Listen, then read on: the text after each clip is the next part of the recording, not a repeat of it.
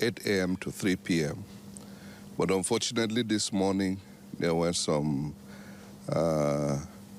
looters who tried to disrupt the peace again. But I'm glad that the security forces working together were able to calm the situation as at 12 noon this afternoon. Immediately, after the crisis, we convened a Security Council meeting, and we've been able to agree on certain steps that we need to take. And the President, I've briefed him, and the President has agreed that those steps should be taken. The President commiserates with the entire state, and as a matter of fact, he's contemplating coming to the state personally to commiserate with the people. It's something that has touched him personally, and he wants to show the people his love and affection for them. He explained that the meeting with the President provided a first-hand opportunity to give an account of the incident and outline steps already taken by the state government and propose further measures to prevent a recurrence. In the meantime, President Bola Tinubu has postponed his scheduled trip to Iperu in Ogun State, opting instead to visit Jos, the capital of Plateau State, in response to recent deadly attacks in the area. The president's decision follows the killing of innocent citizens in gunmen attacks as he moves to commiserate with the government and people of the state. In a statement issued by his special advisor on information and strategy, Bayo Ononuga, on Wednesday, the president will proceed to Jos before continuing his planned four-state visit. From Plateau, Tinubu is expected to travel to Lagos State to observe the Good Friday. On Saturday, April 4, the president will head to Ogun State for the commissioning of the Gateway International Cargo Airport in Iperu, alongside the inauguration of 2 commercial aircraft aimed at boosting import and export activities in the state. It will also inaugurate the new Federal Operations Unit of the Nigeria Customs Service and its operational vehicles. President Tinubu will later return to Lagos to continue the Easter holiday, during which he is expected to commission several infrastructure projects executed by Governor Babajide Sanwo-Olu. These include the Ojota-Ogbebi Link Bridge, the Lagos State Geographic Information System building, a multi-agency complex named after the president, and a school complex. Before returning to Abuja, the president is also scheduled to visit Bayelsa State on April 10 to commission projects completed by Governor Doye Diri. In the meantime, violence erupted again in Angwan Rukuba, the scene of last Sunday's deadly shooting in Jos, Plateau State on Wednesday, following a clash by youths from 2 communities. Eyewitnesses captured videos of people being brutally attacked by mobs of young people. A correspondent, Walkis Kakfoot, reports the situation was brought under control hours later when security operatives arrived at the scene.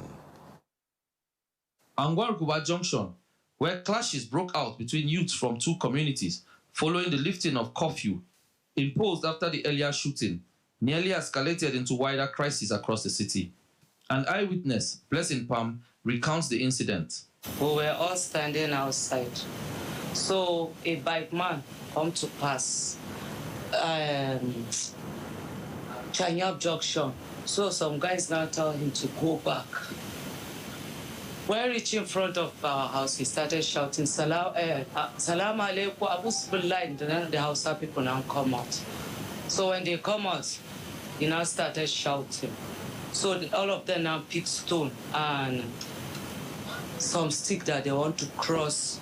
Now the Christian guys now come up too. They were busy stoning themselves before the police now come. So the situation is calm. They even put on petrol in this house. They were stoning inside cooking church. They break the glasses. The situation reportedly sparked panic as news spread to other parts of the city, leading to isolated skirmishes. However, security agencies swiftly intervened to restore order. The State Commissioner for Information, Joyce Rana, who conducted an assessment tour of affected areas, has cautioned residents against spreading unverified information. What we're experiencing today is something that started as a result of the rumor that was peddled out, and we also got track of the information that hoodlums were trying to break into the market, and then people started running to protect their shops, and the next moment, oh, they have started it in so place, and this is the reaction that's packed out of all that we've been able to gather. But you can see there's a bit of calm now in these areas, but we would still expect more from both parties, even the security operatives, from us as citizens. As at the time of this report, there is no official confirmation of casualties resulting from the unrest. Walker Squawkfoot, AIT News, Jos. Following the deadly attack in Angwan-Rukuba in Jos North Local Government Area of Plateau State, the Inspector General of Police, Olatunji Disu, has ordered the deployment of additional security assets and intensified operations to restore calm and apprehend those responsible. The Police High Command says the deployment includes the Deputy Inspector General of Police in charge of operations, DIG Umar Nadada, alongside tactical teams, police mobile force units, and intelligence operatives working with other security agencies to stabilize the situation and prevent further violence. The IGP has also directed all operational commanders to ensure visible policing and sustained engagement with vulnerable communities as efforts continue to restore normalcy. Residents are urged to remain calm, vigilant, and to cooperate with security agencies by reporting suspicious activities. That's the world news on Kakaaki, the African Voice. But stay with us. We have more reports for you on Kakaaki Business. Welcome to Kakaaki Business. We start with what is happening at the ship market. Chinese GPU and AI chip makers captured nearly 41% of China's AI accelerator server market last year, eroding NVIDIA once dominant position in one of its most significant overseas markets, according to data from report from the International Data Corporation. The gains come as Beijing grows increasingly cautious about dependence on foreign chips, pushing government agencies and companies to adopt domestic alternatives. Total shipment of AI accelerator cards by NVIDIA, AMD, and Chinese chip maker reached approximately 4 million units in China in 2025. The data showed NVIDIA remained the market leader, holding a 55% share, but the figure marks a significant retreat for the U.S. chip maker. Chinese vendor collectively shipped 1.65 million cards, accounting for 51% of the total market, with Huawei Technologies, Alibaba, Kunluxin, and Cambro ranking among the leading Chinese vendors. Stocks soared, bonds rallied as the dollar wallowed on Wednesday, as hopes of a de-escalation in Iran conflict fueled the biggest rebound in regional equities in more than 3 years. Europe stock 600 saw 2.3% in early trade as travel stocks rose about 4%, and aerospace and defense stocks were 3.6% higher. German bond yield fell 7 basis points.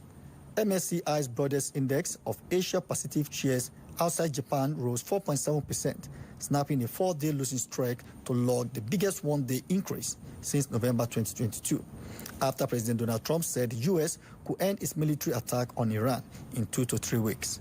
Robust economic data for March powered a rebound in Korean and Japanese shares. S&P 500 E-mining futures were up 0.7%, as Nasdaq future gained 1.1% in early European trades. Pan-region futures rose 2.6%. German DAX futures were up 2.4%, and FTSE futures added 1.1%.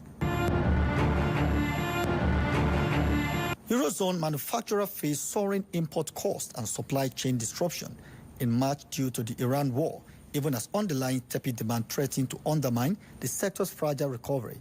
This is according to a survey. A jump in the cost of manufacturing driven by higher oil and energy prices led manufacturers to respond by raising selling prices at the fastest pace in just over 3 years. The S&P Global Eurozone Manufacturing Purchasing Manager Index rose to 51.6 in March from 50.8 in February, higher than the preliminary estimate of 51.4. Business confidence slipped to a 5-month low and remained below its long-term average as the conflict weighed on sentiment. Germany and Italy recorded their strongest trading in 46 and 37 months. while Spain was the only country in contraction territory. Greece posted the highest reading, followed by Ireland, while France's manufacturing sector stagnated. European natural gas futures dropped more than 5% towards €48 per MWH on Wednesday, extending the decline from the previous session, tracking a broader weakness across energy markets amid hopes that the Middle East conflict may be nearing a resolution. President Donald Trump suggested that the war could end within 2 to 3 weeks. However, traders remain on edge as additional U.S. troops are being deployed to the region and the Strait of Hormuz remains largely closed. Prices were also weighed down by warmer weather and increased energy outputs, which eased regional demand last month. Europe gas price surged nearly 60%, marking the largest monthly increase since September 2021, amid concerns over deeper supply disruption as the war led to the closure of the strait and the shutdown of the world's largest LNG facility in Qatar. The unemployment rate in Italy edged up to 5.3% in February 2026 from an upwardly revised 5.2% in January, which was the lowest level on record, according to the National Institute of Statistics. The latest figure came in line with market expectation. The number of unemployed individuals rose by 36,000 month-on-month, reaching 1.36 million. Meanwhile, the employment rate fell 62% from 62.6%, with the number of employed persons falling by 29,000 to 24.15 million. The drop affected both permanent and temporary employees, while the number of self-employed workers increased. The country employment rate remained among the lowest in the Eurozone. Meanwhile, the youth unemployment rate measured job seekers between 15 and 24-year-old dropped to a record low of 17.6% in February from 18.5% in January. The inactivity rate held steady at 33.9%. And now to Nigeria. The Nigeria Midstream and Downstream Petroleum Regulatory Authority, NMDPRA, has increased the price of natural gas for power generation companies to 2.18 per metric million British thermal units, effective April 1, 2026. The new price represents a $0.05 increase from the previous rate of $2.13 per MMBTU. The authority also released updated domestic-based price and wholesale gas prices for the domestic market in line with provisions of the Petroleum Industry Act and prevailing market conditions. The revised pricing structure reflects a marginal increase across key gas segments in the domestic market. Commercial users will now pay 2.68 MMBTU, up from the previous 2.63 MMBTU, and gas-based industries will operate within a price bound of $0.09 and $2.18. The Nigerian National Petroleum Company Limited has increased its crude oil supply to Dangote Petroleum Refinery, allocating 7 cargoes for May loading. According to 2 trade sources who spoke to Reuters on Tuesday, the latest allocation represents an increase from the 5 cargoes previously supplied in recent months. The move comes amid growing pressure on domestic fuel supply and rising petroleum price across Nigeria as the refinery continues to grapple with securing adequate local crude. Nigeria's push towards a green economy is gaining momentum, but concerns are growing that women who plays a critical role across key sectors are being left behind, particularly in access to finance and decision-making opportunities. Despite their strong presence in agro-processing, clean energy adoption, and last-mile distribution, women-led business continue to face significant barriers that limit their full participation in the green transition.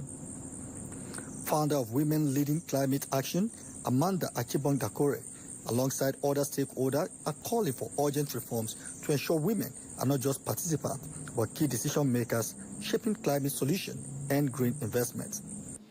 And so women that work in these ecosystems, women that work in the country that have ideas and initiatives to be able to build businesses, need to be able to access those markets. And if they're unable to access those markets with the financing, with the capacity building, with the know-how, then that's a missed opportunity for Nigeria. So what we do at Women Leading Climate Action is really to ensure that we build women that can be part of the decision-making processes around climate issues and not just be implementers, but also provide the data analytics to show that women businesses are investable. The head of delegation of the European Union to Nigeria and ECOWAS, Gatia Magnok, says despite women's contribution across the value chain, impede and access to opportunities with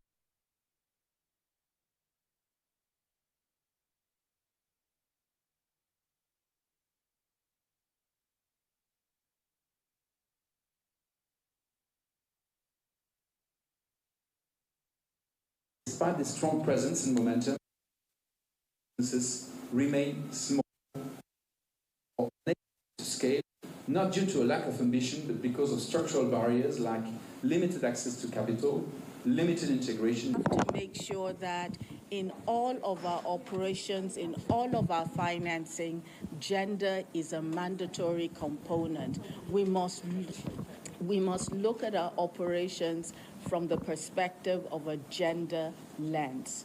We must make sure that in the sectors that women are operating in, the funding actually is coming to those sectors and at the right size that the women can benefit from them.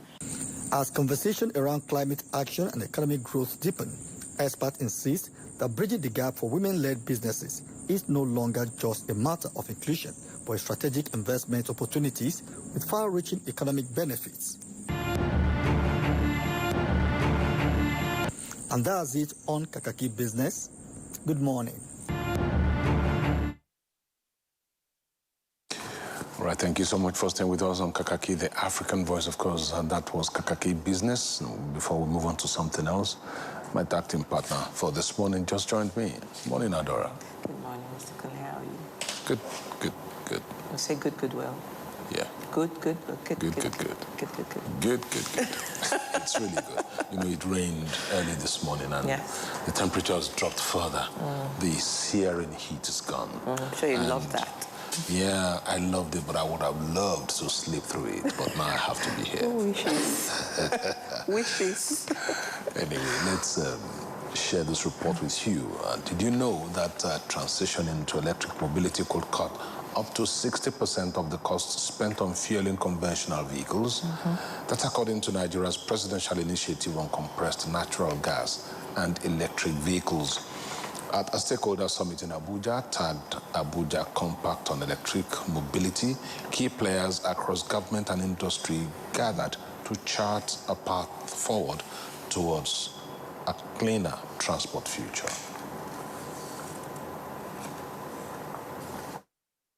The buzz in this room is that Nigeria is ready to move, but the how is still being fine-tuned.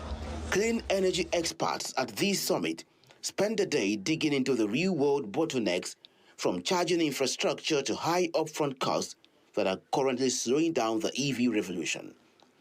They believe Nigeria isn't just a participant in this race. We have the potential to lead the entire continent. So how is that possible? The senior official at the Presidential Initiative on CNG and Electric Vehicles explains. We've deployed EV cars, we've deployed CNG cars, all within the commercial transport space. You're saving over 60% on alternative energy at the minimum. With EVs, you have a 60% cost savings, and ordinarily that goes back into the pockets of the household. Participants also dove into the power of public-private partnerships. The idea is simply to get the government and the private sector team up. So we want to structure this industry in a way that it will be most productive, to our teeming youths that are looking for what to do. And we need the support of the government, especially in policies that has to do with, importation, of this EV infrastructure, policies that have to do with access to land for setting up the infrastructures, and policies that have to do with access to financing, even for the off-takers. We need some financing, with catalytic financing that will allow people to be able to afford, and then they will be able to extend over a period of time based on whatever they earn per month so that they can afford it. By the end of the day, there was a consensus. To truly cut emissions and build a climate-resilient future, Nigeria needs a triple threat of reliable vehicles, renewable power charging stations, and innovative financing that won't break the bank. Kedonojo Okoliko, AIT News, Abuja. Interesting report, right? Very. Very. Electric vehicles, clean driving, clean motoring, very eco-friendly. And of course, if you are the kind of person who likes noiseless driving, you will enjoy that in an electric vehicle, right? Yeah. But there are critical questions that came up in that report that even some of the resource persons tried to address. The first is the cost of the vehicles, the initial cost of purchasing an electric vehicle in itself. I don't know how much they cost, but that's something we should consider. Because electric vehicles are special vehicles. They don't run on petrol, they don't run on diesel, they don't run on any other thing except electricity. That also raises a second question: how to charge them? Where do you charge them? You charge them at work, or you charge them overnight when you are asleep? How long can they run? If, for instance, your electric vehicle can run for 300 kilometers, by the time the battery power drops, where do you charge it? And I'm asking that question because of the electricity supply situation in Nigeria. And for a country that generates just about 4,000 megawatts of electricity, and it's not evenly distributed, how do you sustain that if you have an electric vehicle? I think just beyond affordability is also accessibility, purchasing power, demand versus supply. If you talk about the hovering price of electric vehicles, you're looking at, that as of last year, it was between $28,000 to $30,000. Now it's hovering between $50,000 to $85,000. Please, can we break this down into Naira? So, I'm just looking at, first for the entry market prices at dollar rate. Okay. Now, you look at that and bring it down to Nigeria.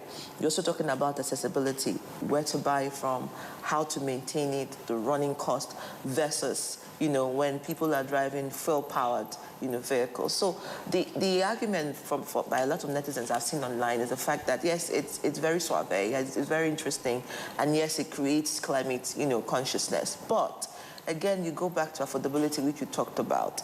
Again, sustainability of the process of powering, an electric vehicle. Consider the power supply we have in Nigeria, even though we say we have solar. At the time when you now go into rainy seasons. So there are certain things to consider, and the charging points, again, how many do we have and what locations? What if you run into an emergency? So these things are things to consider. But Mr. Kunle, I'm also asking, in the gaps that exist, what would we prefer?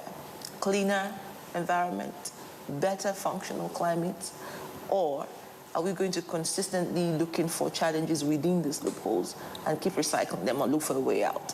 So I feel that, yes, there may be loopholes, there may be challenges, but is there a way that we can actually meet the gaps? To answer your question, I don't think it's really difficult to answer. Finding a middle point. It's something that needs to be carefully worked out over a period of time. One, electric vehicles come very expensive. If you ask the average Nigerian if they can afford if he can afford it, he will tell you, hell no, I can't. $50,000, how many Nigerians can buy that kind of vehicle? Now, the second issue is the charging points that you talked about. Yes, we are going to have people driving around, clean energy, the environment is better for it. But the people who are selling these vehicles to us, who manufacture these vehicles, how many people use these vehicles in their own countries? Apart from that, are vehicles the only source of environmental degradation? Even the very factories that manufacture these vehicles, you need to check how environmental friendly are they? How environment friendly are they, I beg your pardon. And these are critical issues. We need to talk about accessibility and affordability for Nigerians. So I think that Nigeria needs to do a whole lot of stuff before a lot of people can afford to drive electric vehicles. As it is, even transitioning from petrol to CNG has not has not been as widespread as everybody thought it would be when it was introduced in 2023. Now, talking about electric vehicles, that may also take and the much conversion longer. took much more money to convert from, those who were asked to take the benefits of the government initiative and intervention when the CNG came. The conversion was even much more expensive than powering on foot. I went to find out sometime in 2024, late 2024, and I was told I would need, for a 4-cylinder car, I would need about 1,350,000 back then. I don't know how much it is now. And I thought to myself, why don't I just add money and buy another car? And sell this one and buy another car that will give me better service and will be more fuel efficient, a more fuel efficient car. That was my thinking then, because I was asking myself, why should I spend so much money? And I had alternative thoughts about conversion and all of that, but that's not a topic for today. And the explosion. But before we go, critically, a lot of people who got the government kits, the subsidized kits, resold them. Yes. That Absolutely. we must put that out there. Yes. They resold those things. Wasn't for personal use. Very exorbitant prices. They made money from it. They didn't use them. So these things are not as simple and as easy as they often look when they're introduced. Well, it's time for us to bring our social intervention segment, and after that, we'll be going straight for our newspaper review. Stay with us.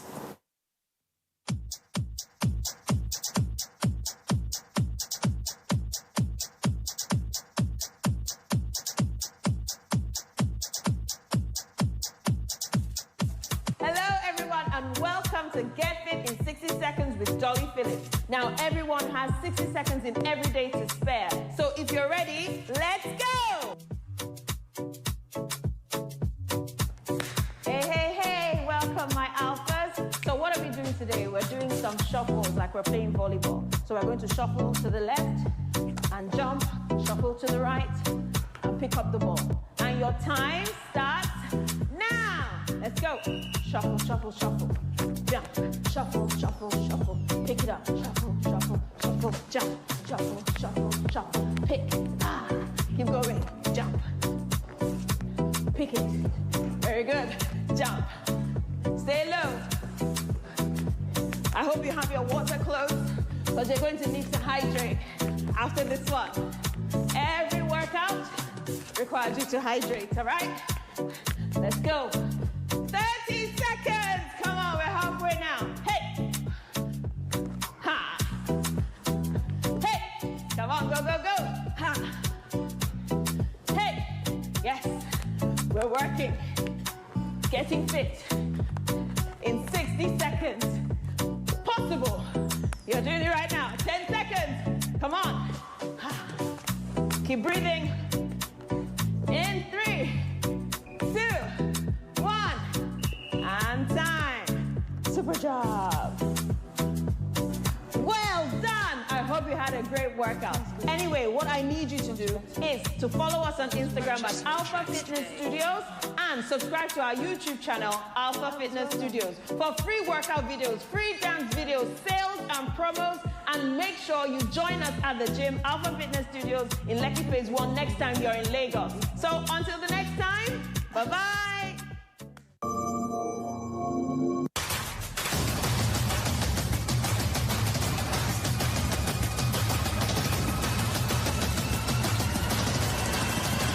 Hello, great people of Nigeria. Welcome to the Leadership Clinic. Today, the pin becomes interesting.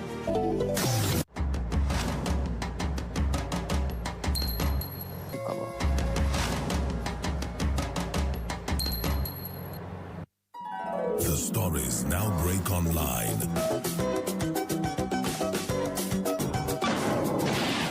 Don't miss anything from our real-time updates and exclusive content. Follow and participate in discussions on live TV studio programs to shape the narratives. Subscribe, engage, and share from AIT.live at AIT_online on X, AIT Online on Facebook, Official AIT Live on Instagram, TikTok, and Threads on YouTube. Stay connected with AIT. On air, online, on on Live.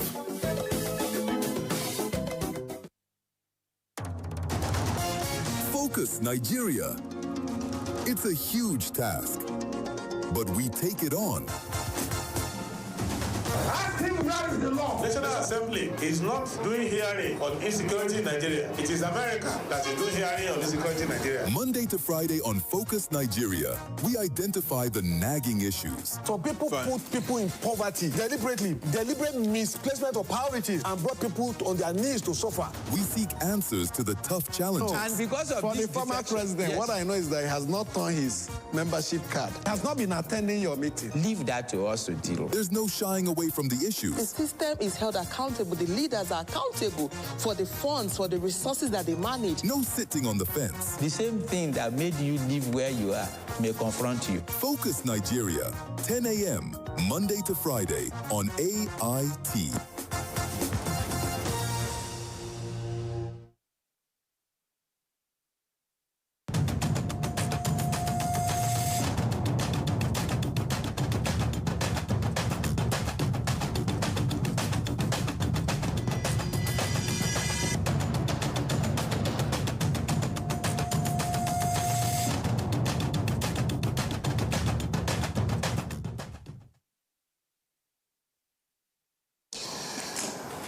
Thank you so much for staying with us. You are still watching Kakaaki, the African Voice, and of course it is 7 a.m.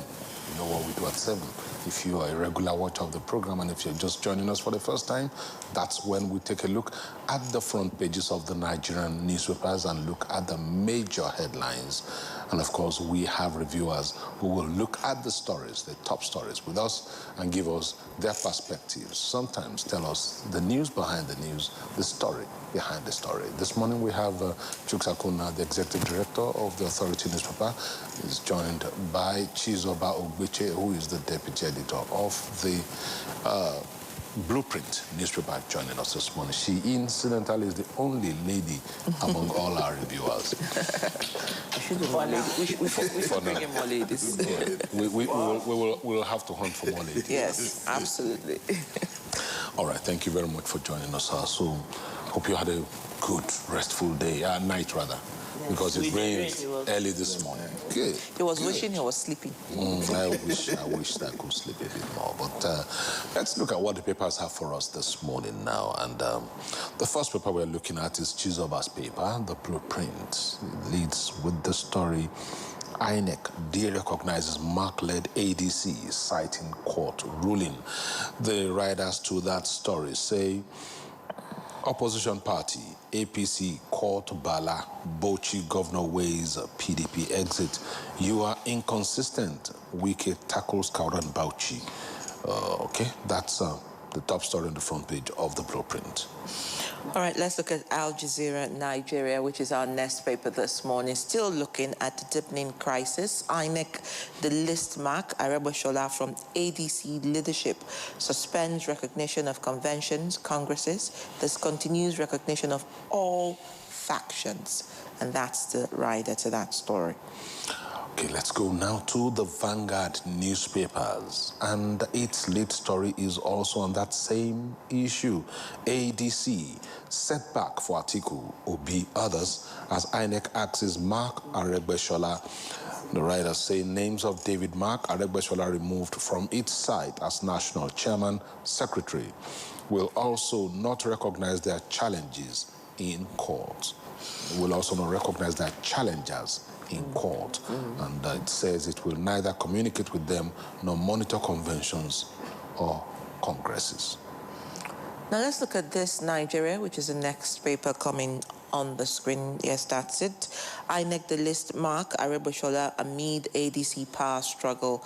Electoral body withdraws recognition pending court verdict, and that's the writing factor to that. You also want to look at unrest in Jos after 48 hours curfew. New casualties feared as traders close shops over further attacks. Tinubu alters itinerary to visit Plateau victims on page 2. ADC, INEC strikes out David Mark, Aregbeshola's names from portal. That's how the Standard Times puts it this morning. And it's short and sharp without any riders. Of course, you have all the stories on the front page of the paper, but that's the top one. ADC, INEC strikes out David Mark, Aregbeshola's names from portal. All right, let's look at the New Telegraph and how they map it this morning. Interesting riders. But first, the headline says INEC withdraws recognition of David Mark-led ADC over appeal court judgment. And then you see INEC caved in to APC's pressure. ADC alleges planned sponsored protests against Mark's leadership, says voter revalidation exercise will disenfranchise many Nigerians. And that's the rider, one of the riders to the New Telegraph. The Daily Global seems to pick up from that, going straight to report how the ADC has responded to the delisting of Mark and Aregbeshola from its portal. And the headline of Daily Global says, INEC has sided with government against Nigerians, ADC alleges. The Daily Monitor is also looking at the story this morning on ADC. Says party leadership dispute. ADC rejects INEC's delisting of Mark Aregbeshola, alleges electoral body sided with federal government against Nigerians, and that's what you find. Bottom page is some story on CBN. CBN concludes banking sector recapitalization as operators raise 4.65 trillion naira. Okay, let's go to the Daily Trust, and its own headline says, INEC stance fuels opposition's suppression claims. INEC stance fuels opposition's suppression claims, and that story begins on the front page and flows onto pages 3 and 4 of the paper. All right, let's go to The Guardian. And The Guardian is interestingly looking at the ADC this morning. Says ADC blames APC for woes as INEC suspends EXCOs over internal crisis. And that's on page 6. You also see other stories there on Plateau killings. Tinubu reshadows Ogun visit, heads to Jos. Okay, let's go to the Observer's Times now. CBN completes recapitalization exercise for 33 banks. That's the top story, the major headline there this morning. The rider says 974.65 trillion naira raised to strengthen financial system resilience. You'll find that story on the inside pages of the paper. But just above the masthead, an interesting story there. DSS intercepts ammunition courier, disrupts bandits' supply chain. That's a very, very interesting story for all of us in Nigeria, especially those who are looking forward to the end of banditry, insurgency, kidnappings, and all forms of violence. All right, let's look at the leadership this morning, and it's looking at insecurity. Evacuate hostels, Unijust orders students, and that's on page 4. But lending likely to rise as CBN confirms 33 banks meet recapitalization targets. Under 24-month exercise, banks raised 4.6 trillion naira, and that's on page 4. You also have other stories there. ADC leadership role, INEC rejects Gombe, deletes David Mark's name, on page 23. Now let's go to the Nigerian pilots. Its own lead story is about recapitalization, and the headline is in red as usual. Recapitalization, 33 banks meet CBN deadline. It's come with riders. CBN says 33 banks met its revised minimum capital requirements after March 31 deadline. Declares that 4.65 trillion naira was raised during the exercise, which began in March 2024. That's a top story on the front page of the Nigerian pilot.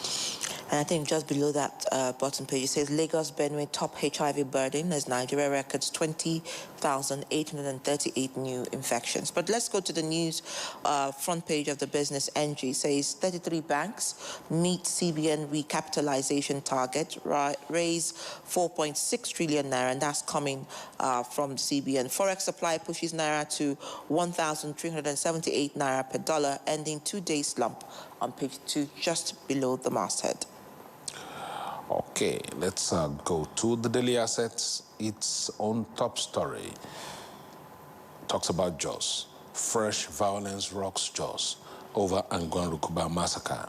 The writers say Unijos orders evacuation of students amid rising tension. Tinubu aborts Ogun trip, heads to Plateau over killings. Details on page 2. And of course, you'll find that story also there at the bottom of the page. INEC freezes ADC activities amid court order. All right, let's look at how Daily Sun is rising from Daily Asset. Not quite brightly, tension has just boils, 3 killed in violent protest against Palm Sunday deadly terror attack. PFN NUSAF condemned Plateau killings, demand swift justice. Unijust authorities order immediate evacuation of students. And of course, the final rider there says President visits Jos today as the lead rider, bottom page. The Nigerian News Direct is the next paper we're going to now. Its headline, top one, says Tinubu set to visit Jos, hosts Muftwang in Abuja. You'll find details of that story on page 6 of the paper. All right, let's go to an authority newspaper, and that's just newspaper says Tinubu to commission Bayelsa's 60-megawatt power plant and 630-meter bridge dual carriageway 2, and that's a riding factor to that.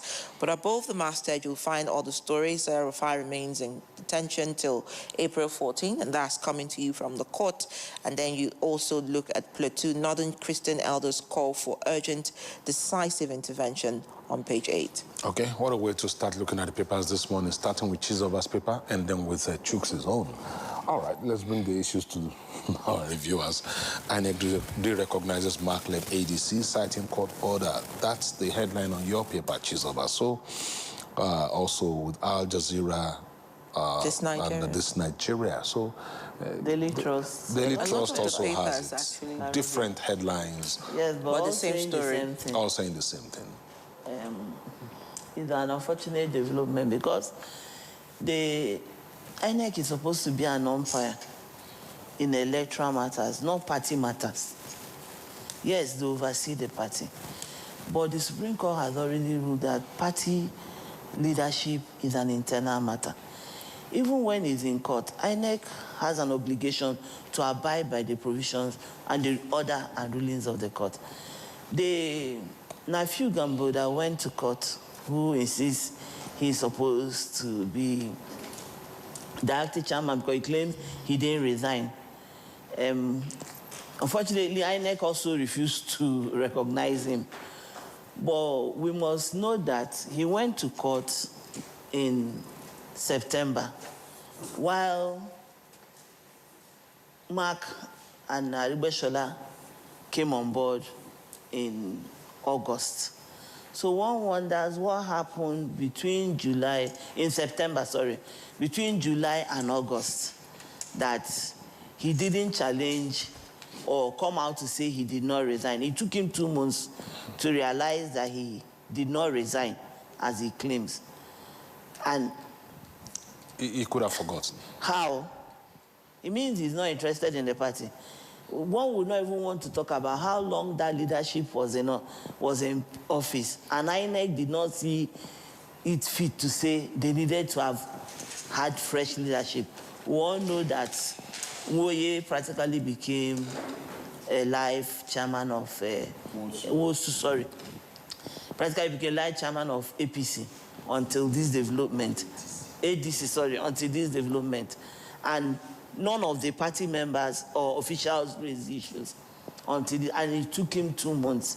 It raises a lot of suspicion. And also going to the court judgment, the order. The court ordered, INEC is saying status quo. The court says status quo ante bellum, which means that they should go back to what was in place before the case was instituted, and which is Mark leadership. But INEC opted to go for remove. There's a vacuum, and we say in leadership there's no vacuum. As it is now, it looks like ADC does not have a leader or does not have leadership. And INEC has said they will not supervise. So are you sensing conspiracy and a... do you think it's more political than more... It looks like, I go with Daily Trust lead, which says that... INEC stance fuels opposition suppression claims. Because there's been speculation that there is a plan or deliberate effort to suppress the opposition. See what's happening in PDP. The PDP that is standing now as it is, at least pending when any contrary court judgment comes, is like an extension of the APC. It's like a backup plan. You're seeing people leaving APC now and joining PDP. It's like a backup party for APC. Then in Labour, until recently, Abulu was still patrolling himself as the national chairman. And the party Abure, you mean? Abure, sorry. And they are still trying to get... Yeah, I was wondering if our colleague had become chairman of Labour Party. Joined Labour. So he's still battling to get his footing. An ADC that seemed to be on a kind of firm footing is going through this. You now begin to wonder, do we really want to have a general election in 2027?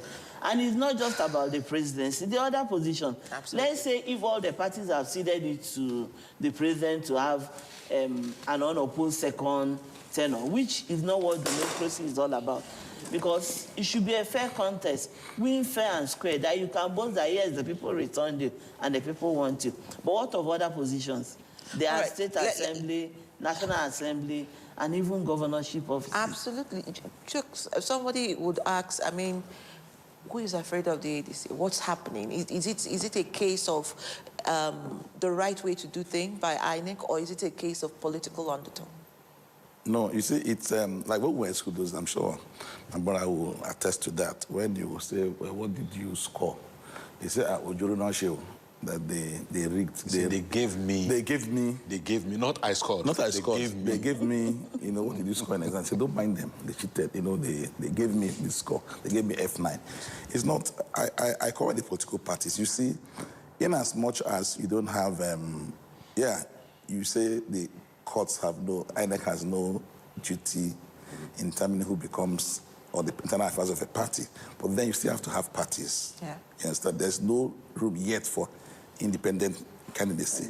So if you say INEC is not bothered about who becomes what in a political party, I also stand up tomorrow and say I'm the national chairman of ADC. You understand? That's the truth.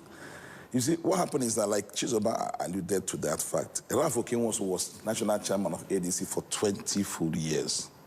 He was a founder and national chairman of the party for 20 years. So when the coalition, quote and unquote, was going to negotiate, they had several options. But why they went for ADC is still, is still very surprising. Because you see, ADC has had 4 presidential candidates. They had one in 2007, they had one in 2011, they had one in 2015, they had one in 2019. Then from 2007 to 2023, the last being maybe Kachuku. And when you're going to buy land, you do what you call, if you go and pay to a wrong party, it's not the owner's problem, it's your problem. Because I'm aware that ADC, the coalition paid for members of the ESCO to step aside. And in fact, last night I spoke with a very senior member of the party, and I said that they were misled. That the persons they negotiated with did not carry the others along. I don't know who the others are. Because you see, if you're going to buy property, that's why some people prefer to buy carcass of a building. They don't want, or some people, when some people are buying cars, they say, don't paint the car for me. I want to see the body as it is. I want to see, you say, first body, they say, don't paint it. Even some car dealers, when they buy cars abroad and there's a dent on it, they don't paint it because, whenever you paint, you sandpaper, you put body filler and paint. It suggests that you are concealing something. So they say, leave it as it is so that we'll buy, In the case of ADC, because see, there's no politician the world over who will go and empower his opponent. I mean, that is human nature. There's no. Today, Doediri became governor of Bayelsa because the opposition, or the party that won the election, fielded the wrong candidates, and it wasn't for Doediri to keep quiet. If the ADC did not do the right thing, and Nafiu Gombe kept quiet, it's very possible, or it's not impossible, that somebody in ADC or wherever have said, oh man, you have been, they've cheated you out, you understand? How much did they give you? They gave XYZ 500 million. How much did they do? And then the man will have become angry. He's a human being and say, okay, no, I'll challenge this. If you not let me have my way, then... Yeah, but Chooks, yeah. I'd like you to actually comment on this headline that says INEC has sided with government against Nigerians. It's on the front page of Daily Global, Daily Monitor, and of course... No, I started by saying that when we fail exams, they will say they gave me this. Because INEC has not sided with any in this case. Because even the Gombe guy... The other faction. Yes, he prayed INEC to recognize him. INEC has not recognized him. If you check, there's nobody as it is now. That's correct. Yes, so it's left for. I saw the National Public Secretary of ADC, Balaji, who my senior this day and senior colleague. He posted a letter. I don't know if you saw that letter. The purported letter of resignation of the Gombe man. You understand? And that letter reminded me of the letter that was tendered when my former boss, Chris Ngige, was said to have resigned. You understand? Somebody commented like it look more like a questionnaire than a, because when somebody's giving you a letter of resignation, as the acting national chairman or deputy national chairman of the party, the letter ought to be on letterhead of the party, and then you don't resign to national chairman of the party. Several issues.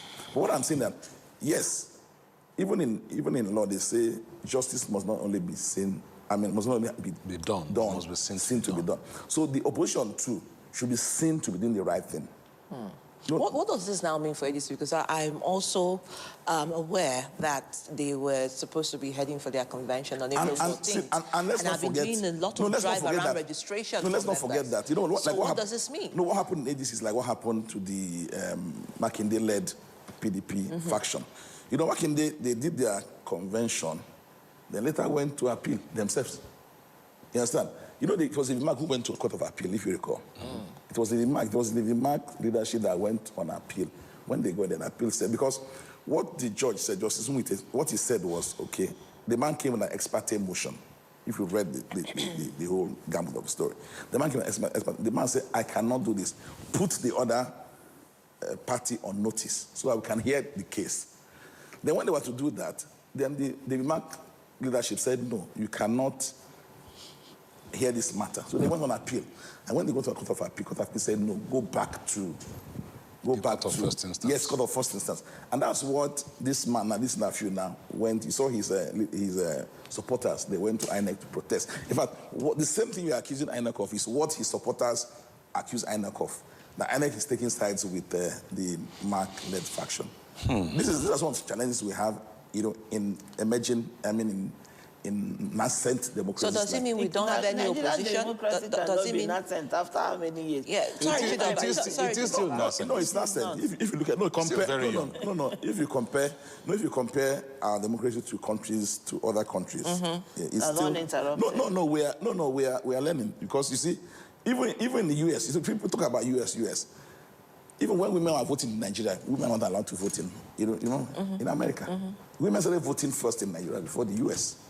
So you see, there's no hard and fast rule, and there's no gold standard for democracy.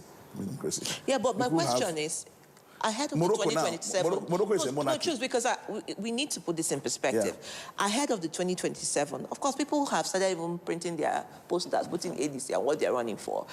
Does it mean that we will not have a credible opposition ahead of 20... Are we looking for an entirely one-party state? Well, I don't know. Look at what happened. Okay, those who came and said that they were obedient a few years ago, see them on the floor of the National Assembly defecting to APC. And I don't even understand that. We've seen people who are the national chairman of ruling parties in Nigeria who later went to become chieftains of the opposition. Yes, sir. We've seen people who have been principal officers of parties in Nigeria, and who have demonized the other parties, who are now, that's a problem. Because you see, we have to ask ourselves, do we just throw away political parties and field independent candidates? Because those are some of the issues. What happened in Sanford and Rivers State, sorry, people ran for elections, they did everything. Buhari was president. They lost everything because they went up to Supreme Court. In Plateau, yeah. Eh? Yes. In Plateau. No, leave Plateau matter. Rivers in 2015, was it 2019, they went and the court said, up to Supreme Court, they said, you people didn't have any exco. And because of that, those who had won, that's how people like Bello Matawale became governor of Sanford State. He came a distant second. But you see, when the law says you can't do something on nothing, because I'm saying, yes, you could blame the Tinubu government, you could blame the APC, you could blame anybody, but you also should try to do the right thing. Okay. Because what is the big deal in meeting all the EXCO members of... the timing. That's the issue. Okay. Let me just say something, please. Very quick, it looks like there's a double on. standard here. PDP still has pending cases, but INEC supervised that. Why did they not ask PDP to hold on till all the court cases were taken care of? That's the question. But the impression is that they are have allegiance to the ruling.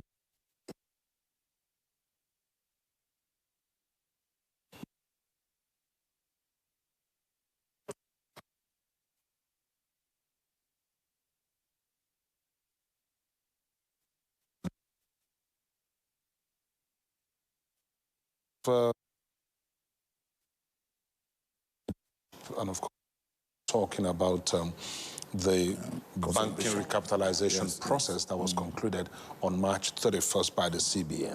And the Observer's Times leads like this: CBN completes recapitalization exercise for 33 banks. Chooks, this is not the first time banking recapitalization is happening. The last happened 22 years ago. Yes, I think it was under 2 years ago, 2004. Professor Charles. Yes, and even at the time, people also accused the CBN of having favorites, that they didn't want some banks to. You understand? These things will always be there. But you see, when we do things the right way, no matter how people feel, these things. Before that time, if you recall, in the 70s, 80s and 90s, family members will open a bank, people will put their deposits, and before you... What you needed then was approval in principle with 5 billion yes. naira. And then you started bank. Lost. So, but now, it's making our bank stronger. And Cardoso has really shown that, where there's a will, there can be way. And you see how much we now have, our banks now have. They're more robust. Fears of depositors. Of course, we have the MDIC. But then also banks are now, better managed than they were those days. Like I said, those days, family business, they gave insolvent loans to friends and family, you recall, and that led to the demise of several banks. But you see, shows, like I said, we're making progress. See, our banks are strong. 3 banks. Those who couldn't make it, like banks like Providus, and they had to merge. And what's wrong with that? Because banking is a universal thing. We shouldn't just stay in Nigeria and say our banks are this, you understand? How strong are these banks actually? So these are policies that are made to actually protect the economy, to protect depositors, and to actually engender investors' confidence in Nigeria. Chisaba? Anything that strengthens the financial system is a welcome development. Because we know there are people who never survived the bank crisis. In the 90s? Yes. There are people who never survived it. Some even died in the process, and their business never came back to life. So for me, it's a good thing. And we also hope that it translates to strengthening our economy, not just that we'll have a capital base that is not making any impact on the country. All right. Let's go to the authority newspaper chokes. I mean, Tinubu to commission Bielsa's 60 megawatts power plant. And it's a lot of people are excited No, very excited. Yes. Very excited because, one, it shows that we're making progress. What they call this thing. for Bielsa, yeah. No. Generally, people now will stop holding the federal government responsible when there's blackout, you understand? Bayelsa State has gone through so much. Created in 1996. For 10 years, that state was not linked to national grid until 2006. And every time, there was a time there was this vandals cut off power supply to Bayelsa. It took several months and hundreds of millions of naira by Doyodiri to actually restore power. So I'm very happy. I'm not from Bayelsa, but I'm very happy for them because you see, when people do good things, you celebrate them because it's not every day we come here and talk about gloom, gloom, gloom. There's even somebody who was telling me that this Doyodiri, get sense, that he's doing his second term. He's not going to save money, steal money for eventuality, But he's doing. Look at the kind of bridges they are building there. It's also, like I said, when we start practicing true federalism, states start, because if Bayelsa State is able to, this 60 megawatts, Bayelsa State is close to states like Abia. So don't be surprised if they start opening industrial parks and people from industrialists, they give incentives. They can say 5-year tax holiday to what they call investors. Come to Bayelsa, we'll give you 5-year tax holiday. Then they start, their industry will start booming. Then other states too, Rivers, Ondo, they also feel threatened. And in that way, states will continue to compete against one another. And that's how to make progress as a nation. There's nowhere in the world where people just sit down every month, you come to Abuja, you share money. We cannot make progress. But when governors start thinking like Bayelsa is doing, power, because power is a major, I'm sure you know how much diesel costs now. I had to sleep with generator till this morning, and it's not funny. Diesel is 1,850 naira per liter. So you can imagine. Imagine buying 50 liters. No, 50. Who born you? But the truth is that I'm very happy for Bayelsa State. The governor has done very well, and we're also encouraged because it's not enough. Like you see, like the media in the West. If you are a reporter for media houses in the West, what they want you to report about is like crisis in Jaws, genocide, the bad news. The bad. So we also should tell our story. The media, bad news is good. No, but we also should tell. Unfortunately. No, but we also should tell our story. We should talk about the reforms of government in power, roads, all right, and so on. Chooks, we have to go now. Chizoba, a quick final comment on this. Like he said, it's in order. And I hope the other states will also take a cue on this, because power is a very big challenge in this country. We're talking about generator and all. Not for sleeping, like Chuk said. For people who do businesses. There are people whose businesses run on power. Especially artisans and small businesses. So they can't, some of them don't even have the generator, not talk about fueling it. Just think about one artisan alone. Yes. Welders. Yes. Just think even about tailors, them. all of them, hairdressers, just welders, hairdressers, even the ones that run barbers, businesses, small businesses that sustain people all through. And that's what works elsewhere. Yeah. It's small-scale industries that actually... pray that we'll get it all right, soon too. Ladies and gentlemen, we gotta go now. Tomorrow morning. Yes, ladies and gentlemen. Chooks, they're very naughty. This Chooks is a very naughty Yorubanized Yoruban. Last week, he closed with one. All right, thank you so much. We have to go now. And have a great day, Chooks and Chizoba.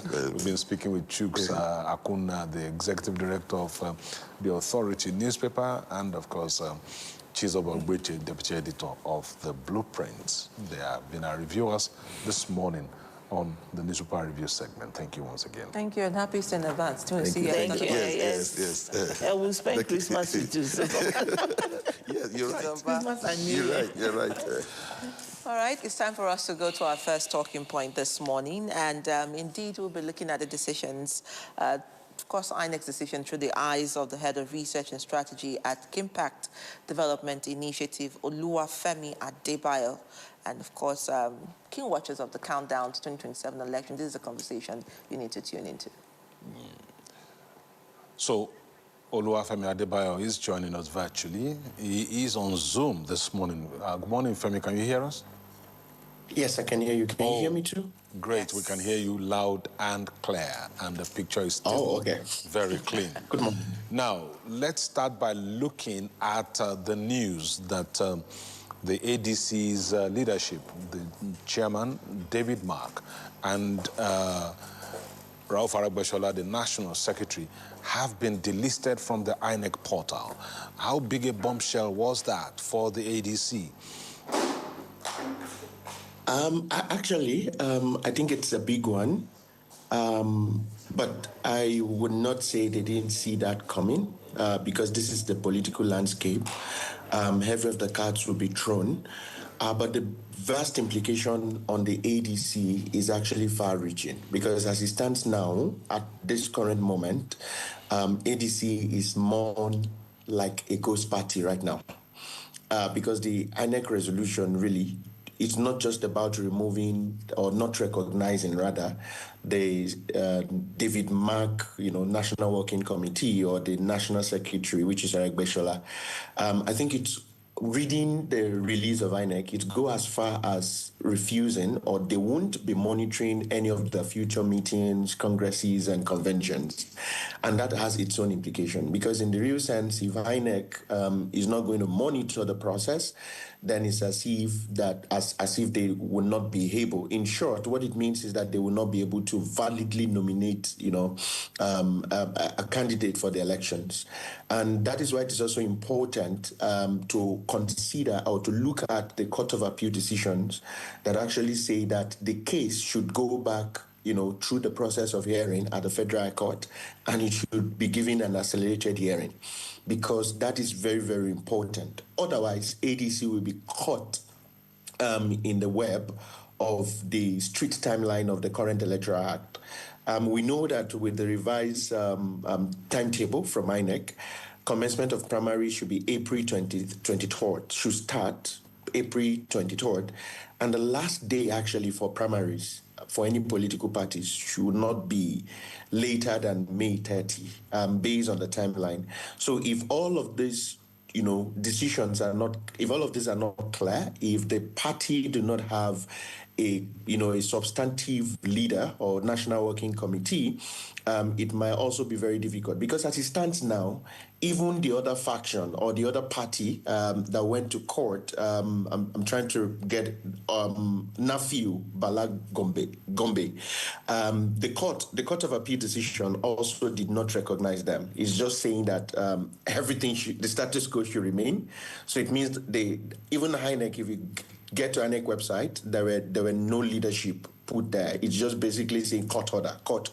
So that means ADC currently do not even have a substantive National Working Committee, which again, we all know what happened in Zamfara. We all know some of the issues where nomination of candidate became a problem even after the elections that, the second runner-up had to be. In short, I remember that is why Ao Matawali became the governor of Zamfara. So if you look at all of this issue, I think it really, really has a lot of implication on ADC. And hopefully all of this will be clear in no distant time so that they will be able to conduct their primaries. Again, the implication on democratic landscape in Nigeria, the electoral landscape in Nigeria, which is very, very important, and it also has some secondary implication, is the fact that if ADC is unable to validly nominate a candidate, then I think at a stance this moment, we need to be pragmatic where Nigerians, I do not see any opposition in the real sense, permit me to use that word, in the real sense again, that will make the elections for 2027 to be competitive. We also need to remember that it's not only ADC that is having some kind of court cases or court case. Labour Party has its own issues that have lingered for a while. PDP currently, despite the recent convention, but there is also a subsisting court case. And if you look at NNPC, due to the defection of Kwankwaso, I think there was a faction, a party, or a faction that approached the court for a kind of 72 hours ex parte. For INEC to be able to recognize a particular faction also of the NNPC as the leader, not the Kwankwaso-led, leadership. So these are some of the concerns. So it then means that if we go on like this, if ADC as one of the most recognizable or the most solid opposition couldn't nominate that's why I want to come in. Then it's a problem. Yes, indeed, that's why I want to come in, because for a party which only weeks ago seemed to be gathering momentum to position itself as one of the main opposition parties to experience this. They were about to go into their conventions on April 14th. It's become a platform to seek for other politicians who are looking to perhaps bring their interests forward. Just some days ago, Bala Mohammed was being quoted to want to make a move into the ADC. We also saw the ply by APC trying to also sway him to, to come to APC, vice versa. And perhaps that undertone instructed, someone would say, the fear of the main political party, APC, to say, look, these guys are getting momentum. If we lose this governor to this party, it means they have one state. And so do you think that the growing momentum of ADC as an opposition also stirred some level of sudden consciousness for APC, quote unquote, allegedly, to influence whatever may have happened in the past hours with INEC? Well, I think it all depends on, where the analyst or any other person speaking, where you stand, right? And I think for me, that's where the ultimate conversation here is about democracy, is about the citizen. But of course, I completely agree with you. If you're maybe you're pro-INEC, you're pro-APC, the tendency to say, oh, it is just INEC following the rule of law, or possibly the court judgment. Because if you look at what the Court of Appeal judgment looks like, that's what INEC has done. Then if you're also maybe pro-ADC, you're obedient, there is tendency for you to also say it's an institutional sabotage, or possibly the ruling party is actually scared of the growing momentum, just like you said, of the ADC, or the major opposition party right now, as we may call it in the country. So it depends on where you stand. And for me, this has a far-reaching implication on the voter. Because at the end of the day, election is about perception.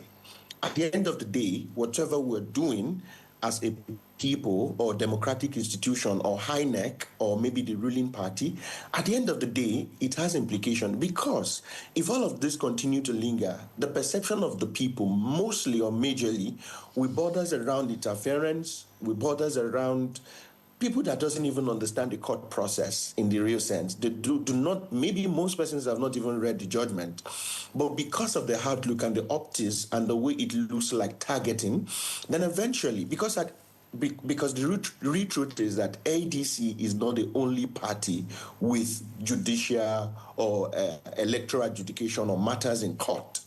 So why is INEC being selective in carrying out this judgment, right? Implementing this judgment? And why is it that swift? Because these are perception questions, right? Why is it that swift? Because we also understand when there was a judgment around the Labour Party, Abure-led administration, where the court had to say the tenure of Abure had expired. I'm not sure INEC was as swift as this, right? But of course, if you read the press statement, it was also said over and over that there was a letter from a particular chamber or a particular law firm to be able to prompt them to do this. These are really conversations. But at the end of the day, it's about the conversation around narrative of the elections that could spell what I call distrust in the process on the part of the voter, that could also lead to apathy. Because when narrative, especially if you were on Twitter yesterday, you will understand that the most of the narrative on Twitter is bordered around interference, institutional sabotage, the ruling party is actually jittering. These are the narrative out there, especially for young people. Those are some of the comments we are receiving right now as we speak on our YouTube channel, because quite a number of our watchers on YouTube are saying that it is the ruling party that is instigating this. And of course, even some of the newspapers this morning, their headlines point to that, saying that the APC, which is the ruling party at the federal level, is the one that is instigating this so that it can disable the opposition. But what are your thoughts concerning that? Is it possible that the ruling party in government, would be destabilizing the political system in the country for its own benefit. Is it possible by any stretch of imagination? Well, I think when it comes to the Nigerian democratic and political landscape, I think anything is possible. We can't rule out anything. We need to be pragmatic with this. We are Nigerians. But however, the conversation again is, all of this might also be owing from also the narrative that I've gone out earlier. We all remember how the defection is ongoing. Just a few days ago, 30 lawmakers in the House of Rep defected, from one party, mostly to the ruling party, but some of them to APP, maybe from people from Rivers or from the Southeast in the real sense. So if you look at all of this, there were popular narrative out there to say that the ruling party were co-opting governors to be able to join, their party. But all of this are just narratives that nobody have a solid or concrete evidence. So, but if we look at that, again, like I said, elections is about perception. No matter how good, how well elections are conducted, if there is a standing perception that the institutions in charge of all of this, either the ruling party, the government, or election administration, election management body like INEC or the security agencies, that they are not neutral, it then cast a shadow on that election. So for me, if you look at the targetry, the narrative, around across board, you can't rule out the fact that there could be some form of interference or influence in the process.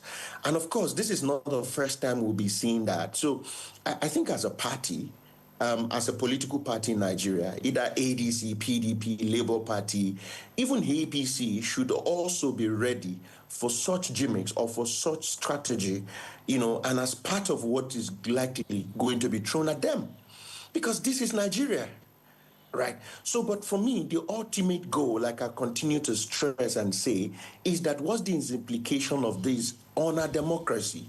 Because as it stands today, in the international community, we are just a joke.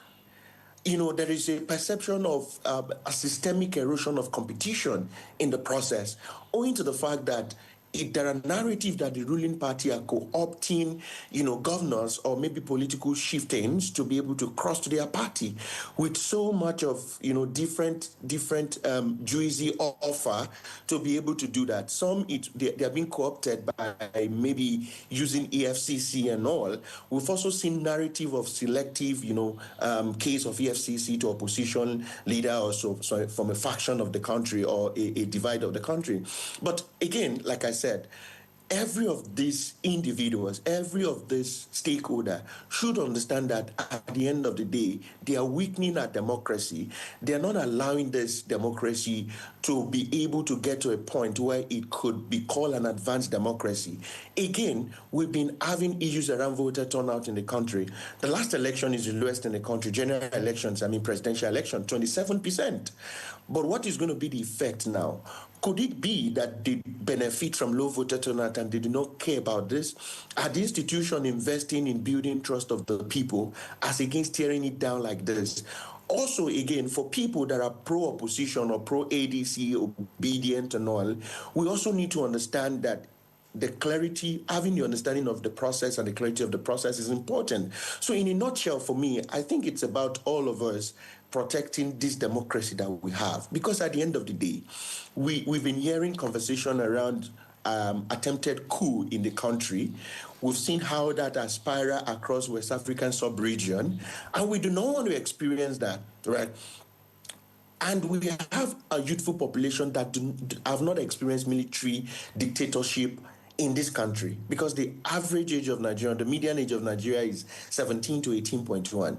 So if you look at that, it might not mean something to young people. But for leaders that have experienced military dictatorship, our president was one of the individuals that fought for democracy, allegedly, or has been said. To some extent, he was actually, he seek asylum, even outside the country, to some extent, from the letters or things we read. So if you look at all of this, why is it now that in this time and age of somebody that fought for democracy or self-rule, we are also experiencing this degree of kind of, how will I put it, progressive authoritarianism in the real sense. So for me, I think these are some of the conversations we should have because they are important. All right, I hear you and I seem to have a modicum of courage, but when you say Nigerians, we should protect our democracy, the question would be how? Because it seems as if there's a lot of voices, a lot of conversations, but the people who should hear them, the people who should act on them, are not in the conversation. So where do we move from just being voices to activating the need for protection? Because I'm asking this, 2027 is already around the corner. The political space is already heated up. This is also part of the politics to 2027. Again, people are worried this may cause voter apathy. People may not end up coming out to vote because they will ask, what is the credibility? What is the credibility of the election in the first place when we've already, seen from onset the hands on the clock? So how do we protect and how can citizens protect their democracy? Yeah, so I think number one, when you say citizen, I'm going to put every of the blocks together. I'm not going to separate Nigerians on the street. I'm going to also, bring political parties, major stakeholders in the conversation. I think for me, the first line of defense on all of this, and which is very important, is that every political parties should guide against infiltration. Every political party should guide against external aggression, and which sometimes comes as internal mutiny. Because there are also been conversation about deliberate destabilization of opposition party, infiltrating them.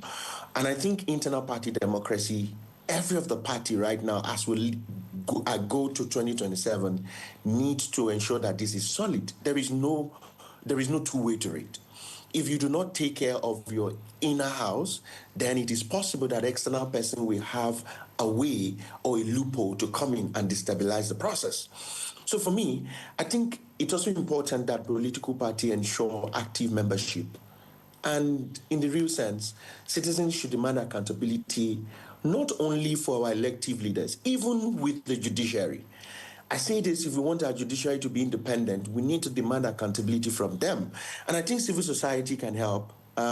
For us at KDI, we're doing a bit with the judiciary as it pertains to Election Petition Tribunal, which is a conversation for another day. But I think civil society needs to now start talking about accountability of the judiciary to the Nigerian people. Because if we are talking about the judiciary, we need to also now start talking about the judicialization of our electoral process. And this is actually disheartening. This is actually not what we want to see in the process. In Nigeria as of today, if the judiciary doesn't make pronouncement, elections are not over. Elections will not even head if judiciary doesn't make pronouncement. Like, we need to really, really define the place of the judiciary in the process. But again, if we move again, I think our political party need to guide against the deadline, May 30.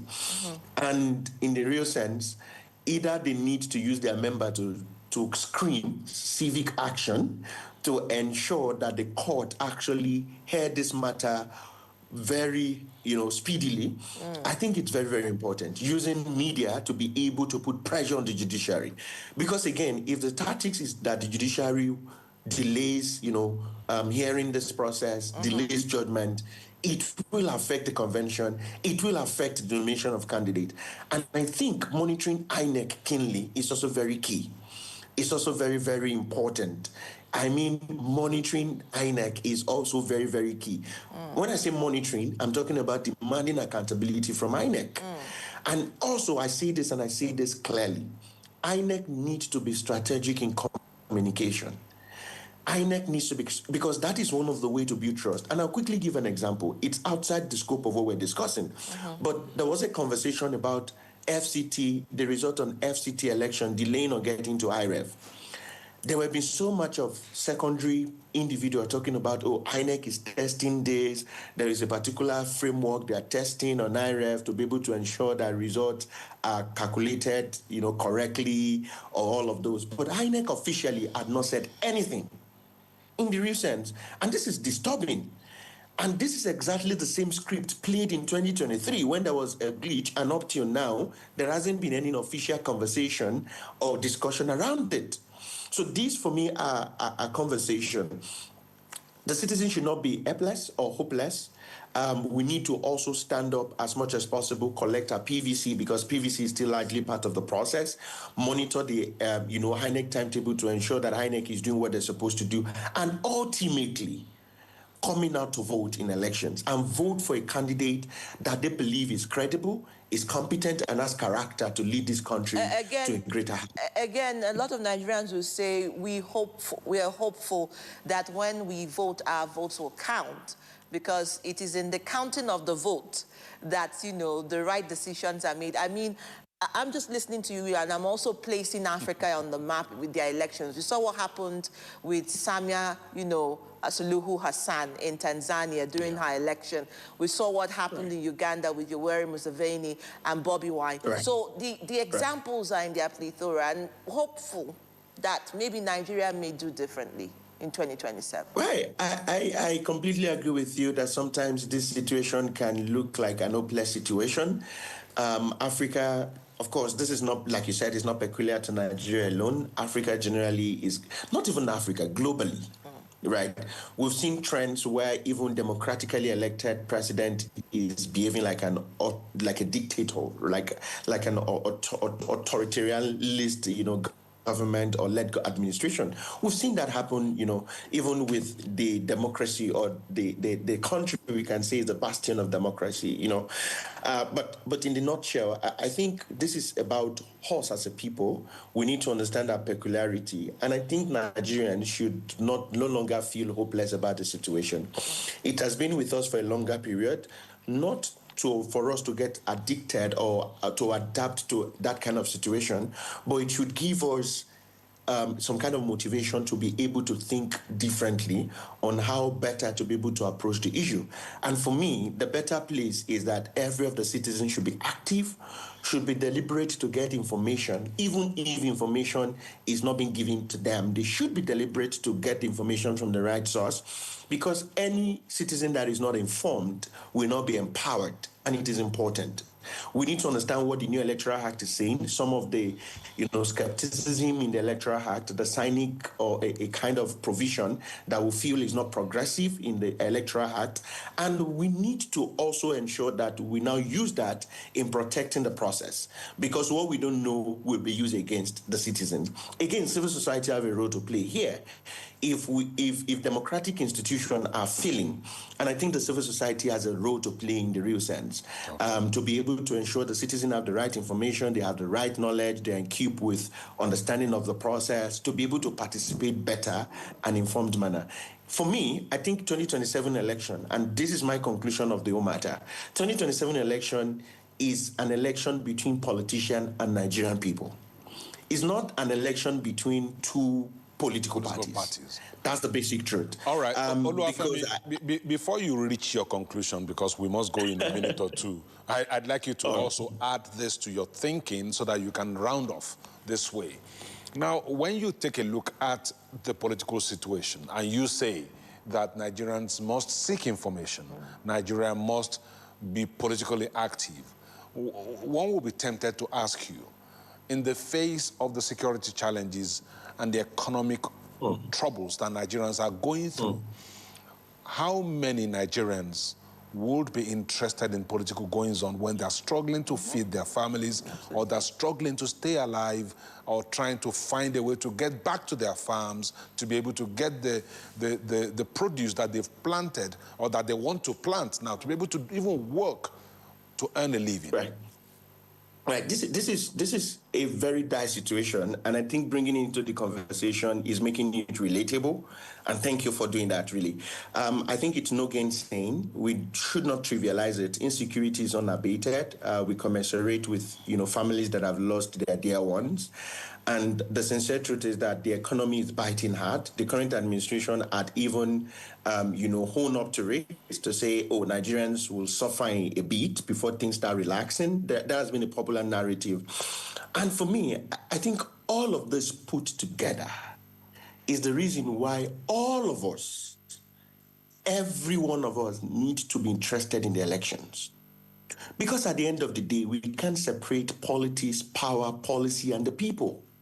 Because at the end of the day, if we feel that all of this is the reason for us to hold back and not participate in the process and not vote for the person we believe will actually lead us better, or maybe that would also maybe do something differently, or possibly maybe the current administration should continue, whichever way anybody feels about it. I think the point is that all of this should be the reason why people should participate, should go out and vote for that candidate they believe has competence, character, that will solve the problem that affect them. Because we cannot continue to live in this situation. Again, it is very important for us to know that at the end of the day, the policy of a government or the disposition of an administration to issues affect every one of us. So for me, in a nutshell, what I'm just saying is that insecurity, economy situation, the issue around power. I overheard the previous conversation about power distribution and all of those should be the reason why we should participate in the process. But again, like I said, political parties in Nigeria as it stands today, there are issues. And I think this election is not about two political parties. I dare say it boldly, and I beat my chest with it, that this coming election is between politicians and the citizens of Nigeria. If the citizens allow the politician to defeat them, then we'll also continue to march in this circle that we've been for 26 years. All right, Oluwafemi, thank you very much for talking to us this morning. Oluwafemi Adebayo, Head Research and Strategy, Impact Development Initiative, talking to us about the political crisis that the ADC is going through. ADC is the African Democratic Congress. And of course, it's going through its own throes right now as INEC has delisted its National Chairman David Mark and National Secretary Rauf Aregbesola from its portal. Thank you very much, Oluwafemi. Thank you so much for your insights. Thank you for having me. Thank you. Have a lovely day.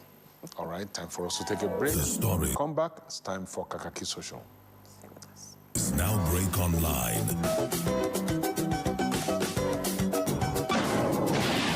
Don't miss anything from our real-time updates and exclusive content. Follow and participate in discussions on live TV studio programs to shape the narratives. Subscribe, engage, and share from AIT.live at AIT_online on X, AIT Online on Facebook, Official AIT Live on Instagram, TikTok, and Threads on YouTube. Stay connected with AIT. On air, online, on live.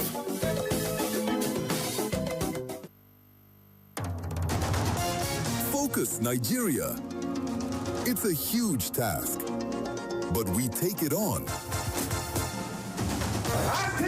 The National Assembly is not doing hearing on insecurity in Nigeria. It is America that is doing hearing on insecurity in Nigeria. Monday to Friday on Focus Nigeria, we identify the nagging issues. So people put people in poverty deliberate misplacement of priorities and brought people on their knees to suffer. We seek answers to the tough challenges. And because of the former president, what I know is that he has not turned his membership card. He has not been attending your meeting. Leave that to us to deal. There's no shying away from the issues. The system is held accountable. The leaders are accountable for the funds, for the resources that they manage. No sitting on the fence. The same thing that made you live where you are may confront you. Focus Nigeria, 10 a.m., Monday to Friday on AIT.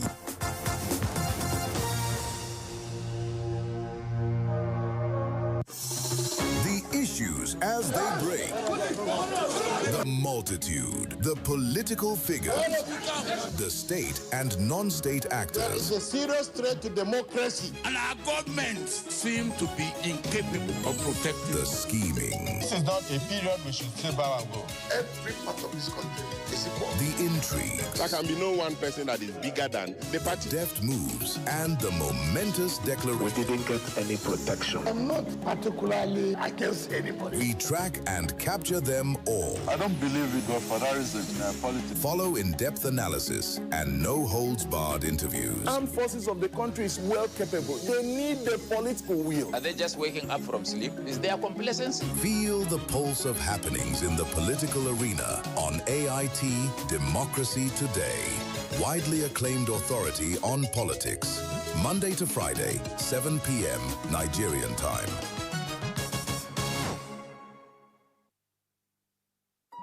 The stories now break online.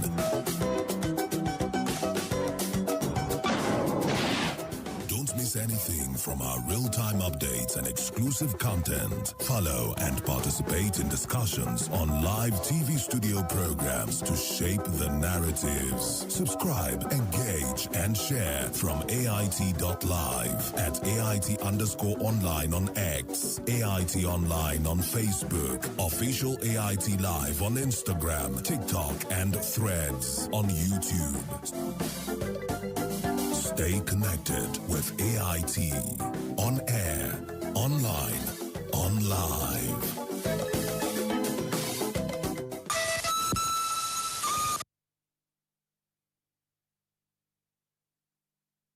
People, politics, and power brings context and clarity to issues and events in governance, democracy, and development. On People, Politics, and Power, we feature people who shape the events and define the issues. A lot of the agencies are still struggling with implementation of freedom of information. The government should come. We need Nigeria to work. We examine the interplay and interaction of politics with power and their impact on policies and the people. It's about getting the system to deliver the kind of electoral outcome that people will be happy with. People, Politics, and Power with Imoni Amarere. Will low-performing agencies be held to account? Or will the numbers fade after the headlines? At 1 p.m. every Monday and Friday on AIT.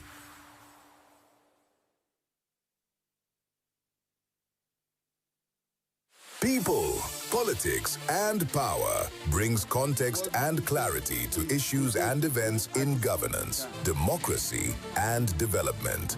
On People, Politics, and Power, we feature people who shape the events and define the issues. A lot of the agencies are still struggling with implementation of freedom of information. The government should come. We need Nigeria to work.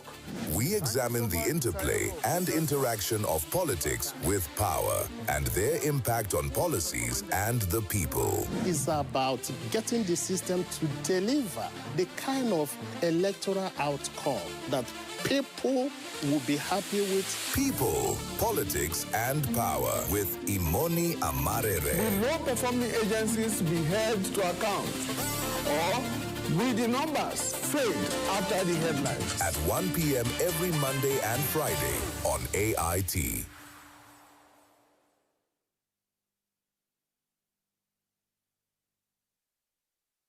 Stories now break online. Don't miss anything from our real-time updates and exclusive content. Follow and participate in discussions on live TV studio programs to shape the narratives. Subscribe, engage, and share from AIT.live at AIT_online on X, AIT Online on Facebook, official AIT Live on Instagram, TikTok, and Threads on YouTube. Stay connected with AIT. On air, online, on live. Hello, everyone. Excellent morning to you. This is Kakaaki Social. Thank you so much for holding on. I am Onoshorena Obozege. It's big, it's heavy on the space of social media. Starting with last evening, after the Independent Electoral Commission, INEC, delisted Senator David Mark-led leadership, the African Democratic Congress, ADC, rejected the Commission's interpretation of the Court of Appeal ruling. The party alleged that INEC acted pressure from our government, panicked by the opposition momentum despite its effort to destroy all opposition political parties through one-party state tactics. The electoral umpire had announced it will remove the names of Senator David Mark and Ogbeni Rauf Aregbesola from its portal as National Chairman and National Secretary of the ADC. A statement signed by the Chairman, Information and Voter Education, Mohammed Kudu, also noted that the Commission will no longer engage with any faction of the coalition, nor monitor any meetings, congresses, or convention of the two groups until the matter at the Federal High Court is decided. I will give you a background, but let's see first of what you think of this development. In reaction to this, Chief Iku Koma says Section 83(6) of the Act, Electoral Act, prohibits courts from granting any interim or interlocutory injunctions. So, how did we come about these status quo orders from our courts, which could obviously destroy whatever is left of opposition politics in this country? We are finished, according to him. Grist by Grace says the judiciary is bent on setting this nation on fire. They were never supposed to meddle in elections or determine who is a winner. Their action is taking Nigeria to the brink. This user, Uchania, says, any judge that received a house well furnished will give altered judgment, whoever that's fired to. And more thought and conversation around this will be from Tayuba. She says, ADC leaders are not smart at all. You cannot displace an established party structure without adequately carrying its old and founding members along or offering them appropriate positions. Doing so is both unfair and inhuman, and the result is here for all to see now. And those are your thoughts right there. Now, here is the thing. Rafiu Bala was the vice national chairman of the ADC before the David Mark-led caretaker committee assumed control of the party for coalition. He went to court on September 2nd, 2025, just last year, to say that the new leadership of David Mark must be stopped because hierarchically, he should be the national chairman instead of his principal, Raf Uwosu, handing over the party's membership card to David Mark and Rauf Aregbesola as national chairman and national secretary. David Mark appealed the order on December 18, 2025. However, on March 12, 2026, the Court of Appeal in Abuja dismissed the appeal. So that's what INEC is now basing its decision on, even though the Electoral Act and the Supreme Court in the case of PDP are clear that matters like this are purely internal party affairs. Well, I thought it was important to share that background with you. That's why I had to mention that. Away from that, we have President Bola Tinubu that has postponed his scheduled trip to Ogun State, opting instead to visit Jos, the capital of Plateau State, in response to recent deadly attacks in the area. The president's decision follows the killing of innocent citizens in gunmen attacks, and he moves to commiserate with the government and the people of the state. In a statement issued by his special advisor on information and strategy, Bayo Onanuga, on Wednesday, the president will proceed to Jos before continuing his planned 4-state visit. Meanwhile, the University of Jos has ordered the immediate evacuation of students from its hostels following the worsening security situation in Jos. From Plateau, Tinubu is expected to travel to Lagos State to observe the Good Friday, which is just tomorrow. But yesterday, Wednesday, he received the Plateau State Governor, Caleb Mufwang, who briefed him on the killings.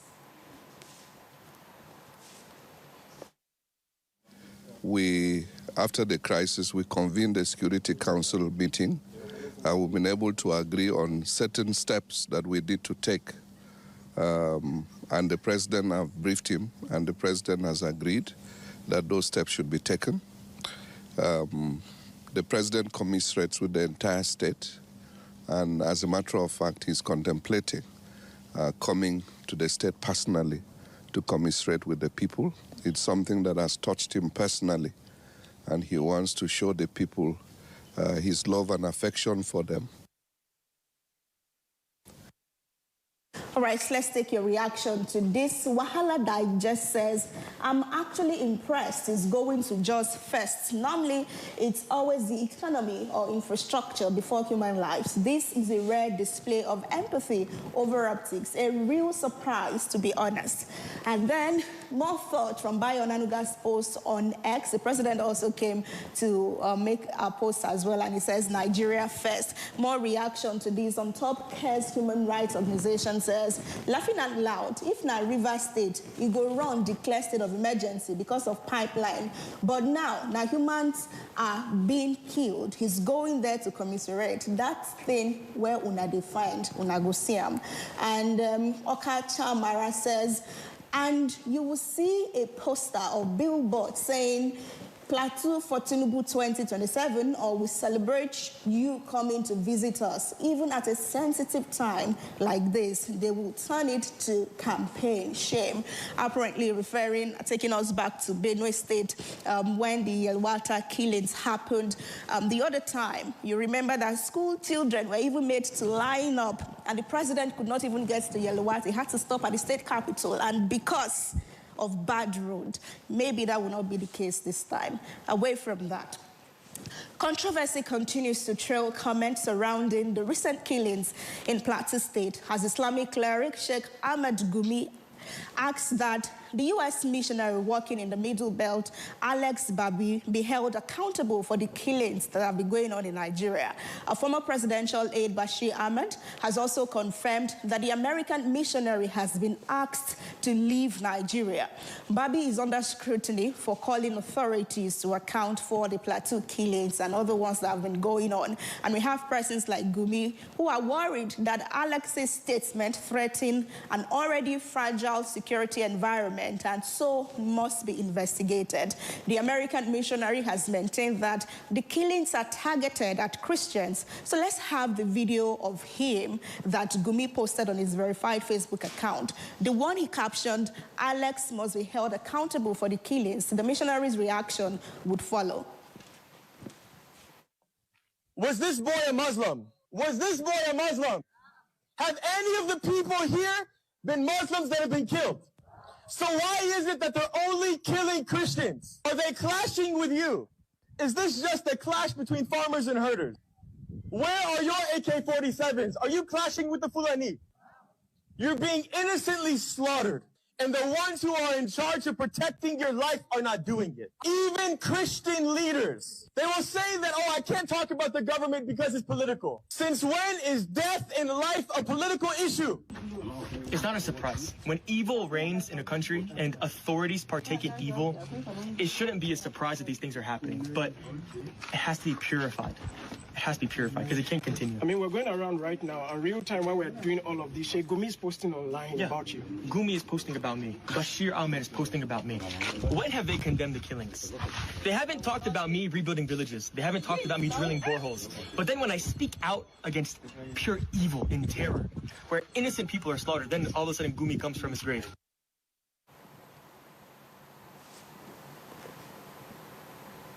All right, let's see what you make of this. We start with Bashir Ahmed, who brought this conversation up on the space of social media that he's been ordered to leave Nigeria. He says, you cannot come into our country, take advantage of our fragile unity and existing security challenges to create provocative content and attempt to ignite division and then expect to walk away without being held responsible. Nope. Earlier, he says, a reliable source has informed me that the hate monger, Mr. Alex Babi, has been ordered by the authorities to leave this country. Since arriving in Nigeria, he has been attempting to ignite religious tensions, particularly in communities he visited across the north-central region. Our nation's peace and unity must never be compromised, and anyone found promoting division should be held accountable. And now we take over. We'll go to the social media space now and the comment section to now see how you reacted to that. Al Hafiz says, before he leaves, he has to be arrested and face prosecution since he tried to ignite war and conflict in our country. Another reaction as well, it says, chief meddler of fake news reacting to Bashir Ahmed Rider. It says, in the same climb, you can't be speaking, leveraging on the fact that you were part of an administration that was tantamount to failure, for lack of better words. History will judge you for being in bed with terrorists, you sympathizer of terrorists. Another thought as well will come from his comment section. AGE says, my own is they should allow something happen to Alex. I want to test Trump's patience. Let's see how it will all end. Bashir Ahmed, in a sane country, you and Gumi should be somewhere in a very dark place on the ground and enjoy your extremists there. But reverse is the case in our country. And also Patrick Knox says, let's assume he leaves. What then? Is insurgents going to end and the dead bodies going to rise again? Will the planned rigging of elections stop? Will Akpabio stop approving loans? And will your evil party stop sharing rice? Your questions right there. All right, to move away to another story, rather pathetic. Again, our 52-year-old woman, Titilayo Akindele, has died after collapsing in a courtroom at the Federal High Court in Benin City, Edo State. The deceased had been arrested over alleged involvement in illicit drug trade, which charges filed by the National Drug Law Enforcement Agency, the Edo State Command. Reports say that NDLEA operatives had to court on Tuesday for arraignment.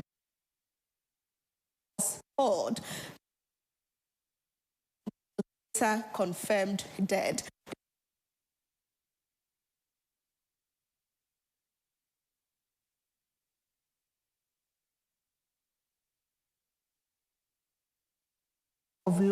This one. While in detention, she was neither arraigned nor released for medications, as operatives believe that she was facing sickness to evade court proceedings. Now, we will have that video from the courtroom and what the law says about suspect rights by Timi Abaje. Shoot one person now you go, they go kill for you. Shoot one person now you go kill for you. I swear to God. I swear to God. You want to leave dead body. You want to leave dead body with us. You want to leave dead body with us. A woman that is not feeling well. She's not feeling well. You refuse to give her bail. Now she has died. Decide court. You want to leave dead body with me. You know better for now. Oh Jesus. You know go better for now. Now what traumatize you? Section 34. Every person shall be entitled to dignity of their person, and no human shall be subject to torture, inhuman or degrading treatment. It's one thing that you kept the woman despite the fact that she was complaining over illness. This woman collapsed in court and you did nothing to resuscitate her. Many times people collapse and they just need medical attention. They are not yet dead. These officers did nothing. Now, this law enforcement agencies in Nigeria, they need to understand that you can enforce the law and also still respect the rights of people, their fundamental rights. Some of them will even arrest people and they will fail to bring them to court for trial. Section 5 says that if you arrest a person because you reasonably suspect that they commit an offense, or you are bringing them to court for an order of court, or you want to prevent them from committing an offense, you must bring them to court within reasonable time, defined as 1 day, where there's a court in 40 kilometers radius. This is abuse of power. Right there is by Timi Agbaje, who would always react to issues like this about right. JC, in reaction, says, another flaw in Nigeria's system, when you are under arrest, police or whoever don't care about your health. They just know you are a criminal and think criminals don't have rights. So no matter how you complain about your health, they don't care. Another thought, it says, Nigerians, when caught in crime, they suddenly fall ill and ask for medical attention to frustrate trial. Same trick used by corrupt politicians to escape court trials. Hate the heat, shun the kitchen. And another thought, it says, after everything that has happened, you will be shocked that they might steal in capital letter, make them pay some money before they release her dead body from their custody.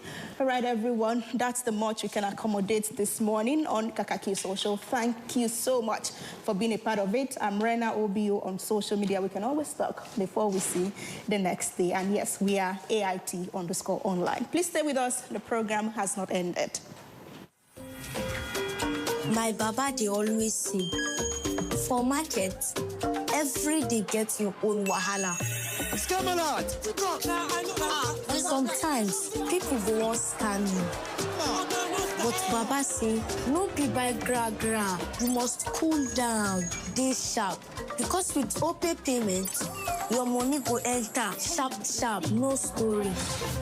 But inside market, anything fit happen. One day, we no see phone again. My baba remember OPay USSD lock, dial *955*131#. Baba press lock account.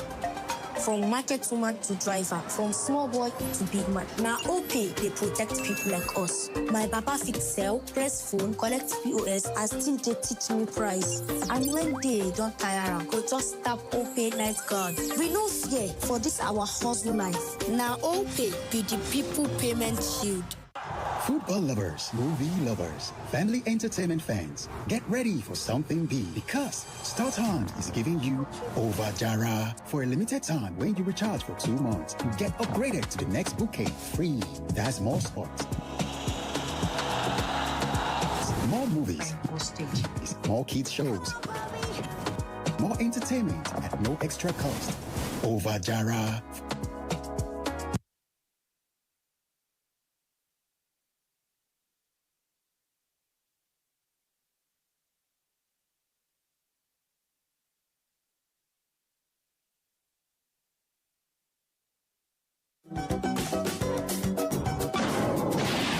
Don't miss anything from our real-time updates and exclusive content. Follow and participate in discussions on live TV studio programs to shape the narratives. Subscribe, engage, and share from AIT.live at AIT_online on X, AIT Online on Facebook, official AIT Live on Instagram, TikTok, and Threads on YouTube. Stay connected with AIT. On air, online, on live.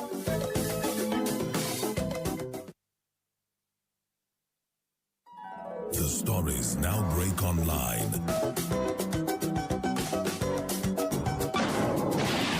Don't miss anything from our real-time updates and exclusive content. Follow and participate in discussions on live TV studio programs to shape the narratives. Subscribe, engage, and share from AIT.live at AIT_online on X, AIT Online on Facebook, official AIT Live on Instagram, TikTok, and Threads on YouTube.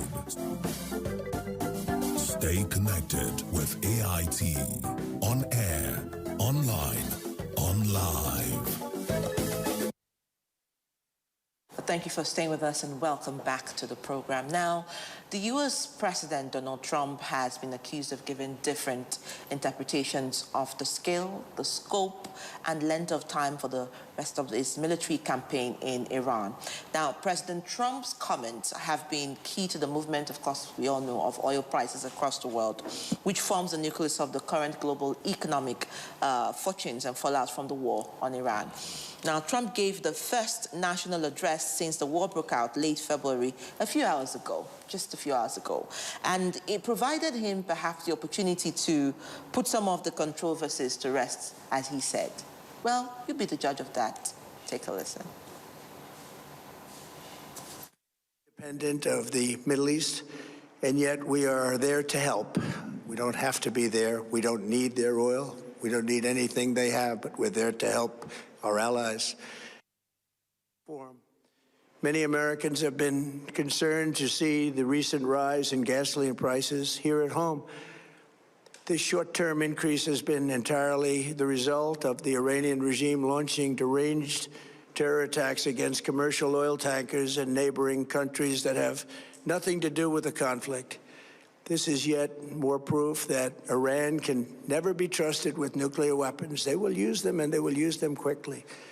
It would lead to decades of extortion, economic pain, and instability worse than we can ever imagine.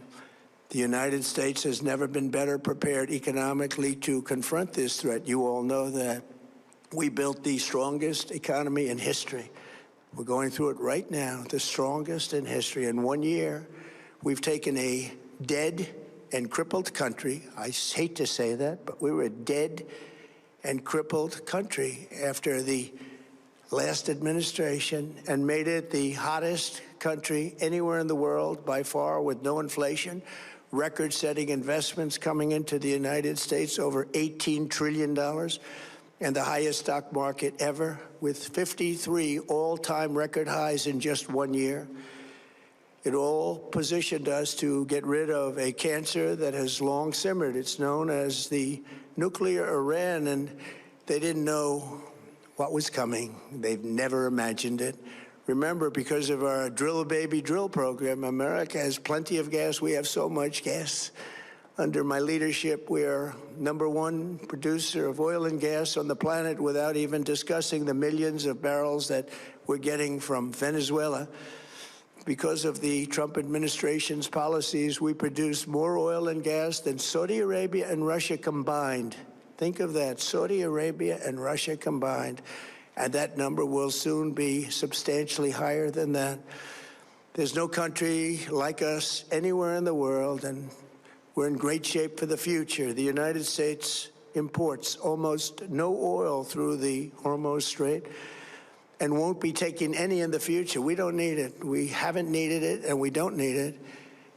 We've beaten and completely decimated Iran. They are decimated, both militarily and economically and in every other way. And the countries of the world that do receive oil through the Hormuz Strait must take care of that passage. They must cherish it. They must grab it and cherish it. They can do it easily. We will be helpful, but they should take the lead in protecting the oil that they so desperately depend on. So to those countries that can't get fuel, many of which refuse to get involved in the decapitation of Iran, we had to do it ourselves. I have a suggestion. #1, buy oil from the United States of America. We have plenty. We have so much. And #2, build up some delayed courage. Should have done it before. Should have done it with us, as we asked. Go to the Strait and just take it, protect it, use it for yourselves. Iran has been essentially decimated. The hard part is done, so it should be easy. And in any event, when this conflict is over, the Strait will open up naturally. It'll just open up naturally. They're going to want to be able to sell oil because that's all they have to try and rebuild. It will resume the flowing, and the gas prices will rapidly come back down. Stock prices will rapidly go back up. They haven't come down very much, frankly. They came down a little bit, but they've had some very good days over the last couple of days. We've done actually much better than I thought, but we had to take that little journey. All right, U.S. President Donald Trump there talking to Americans in his first nationwide address since the conflict in Iran, since the U.S.-Israel attacks on Iran began. And that's the direction we're heading next in our second conversation for this morning. And we'll be talking about this with Tony Khan. Tony is a Nigerian who is based in the UK. He is a writer and public affairs commentator. Good morning, Tony. Good morning. Welcome to the show. Thank you very much. Okay. All right, so maybe I start with a question. Has this address by the President Donald Trump, has he left you any wiser about why this war is on in the first place? Or why it has gone on for so long? First, I'll say, if you have been, following his post on Truth Social, he has basically said everything he said in this speech in his post. So there's really not much that is new. If we're going to fact check what he said, is America the biggest producer of oil and gas Well, I know that up until 2024, the U.S. was the highest supplier of oil and gas to the UK. So there's some basis of truth in that comment that they produce quite a lot of oil and gas. But are they the biggest in the world? That is open to discussion. Secondly, many people had thought that he would, take a position on NATO in terms of the fact that he said we're going to withdraw America from the North Atlantic Treaty Organization, the military alliance that America is part of. That was what most people were looking forward to, but he did not mention NATO in all of the 19 minutes that he spoke. So in terms of why did we start this war, somebody was saying to me, like, okay, so the Strait of Hormuz is blocked, and we're trying to open it. But before the war, it was open. So, I mean, why are we trying to open what we basically locked ourselves? So nobody's quite sure why the reason behind this war. We don't know whether now it's whether about nuclear weapons or whether it's about the regime's harsh treatment of its people. We don't know what it is, clearly. Tony, I have read commentaries, not just comments, commentaries, and analyses on this war. And there's a school of thought that says that the U.S. is simply playing out a script written in Tel Aviv, that it's an Israeli agenda that Iran must be curtailed.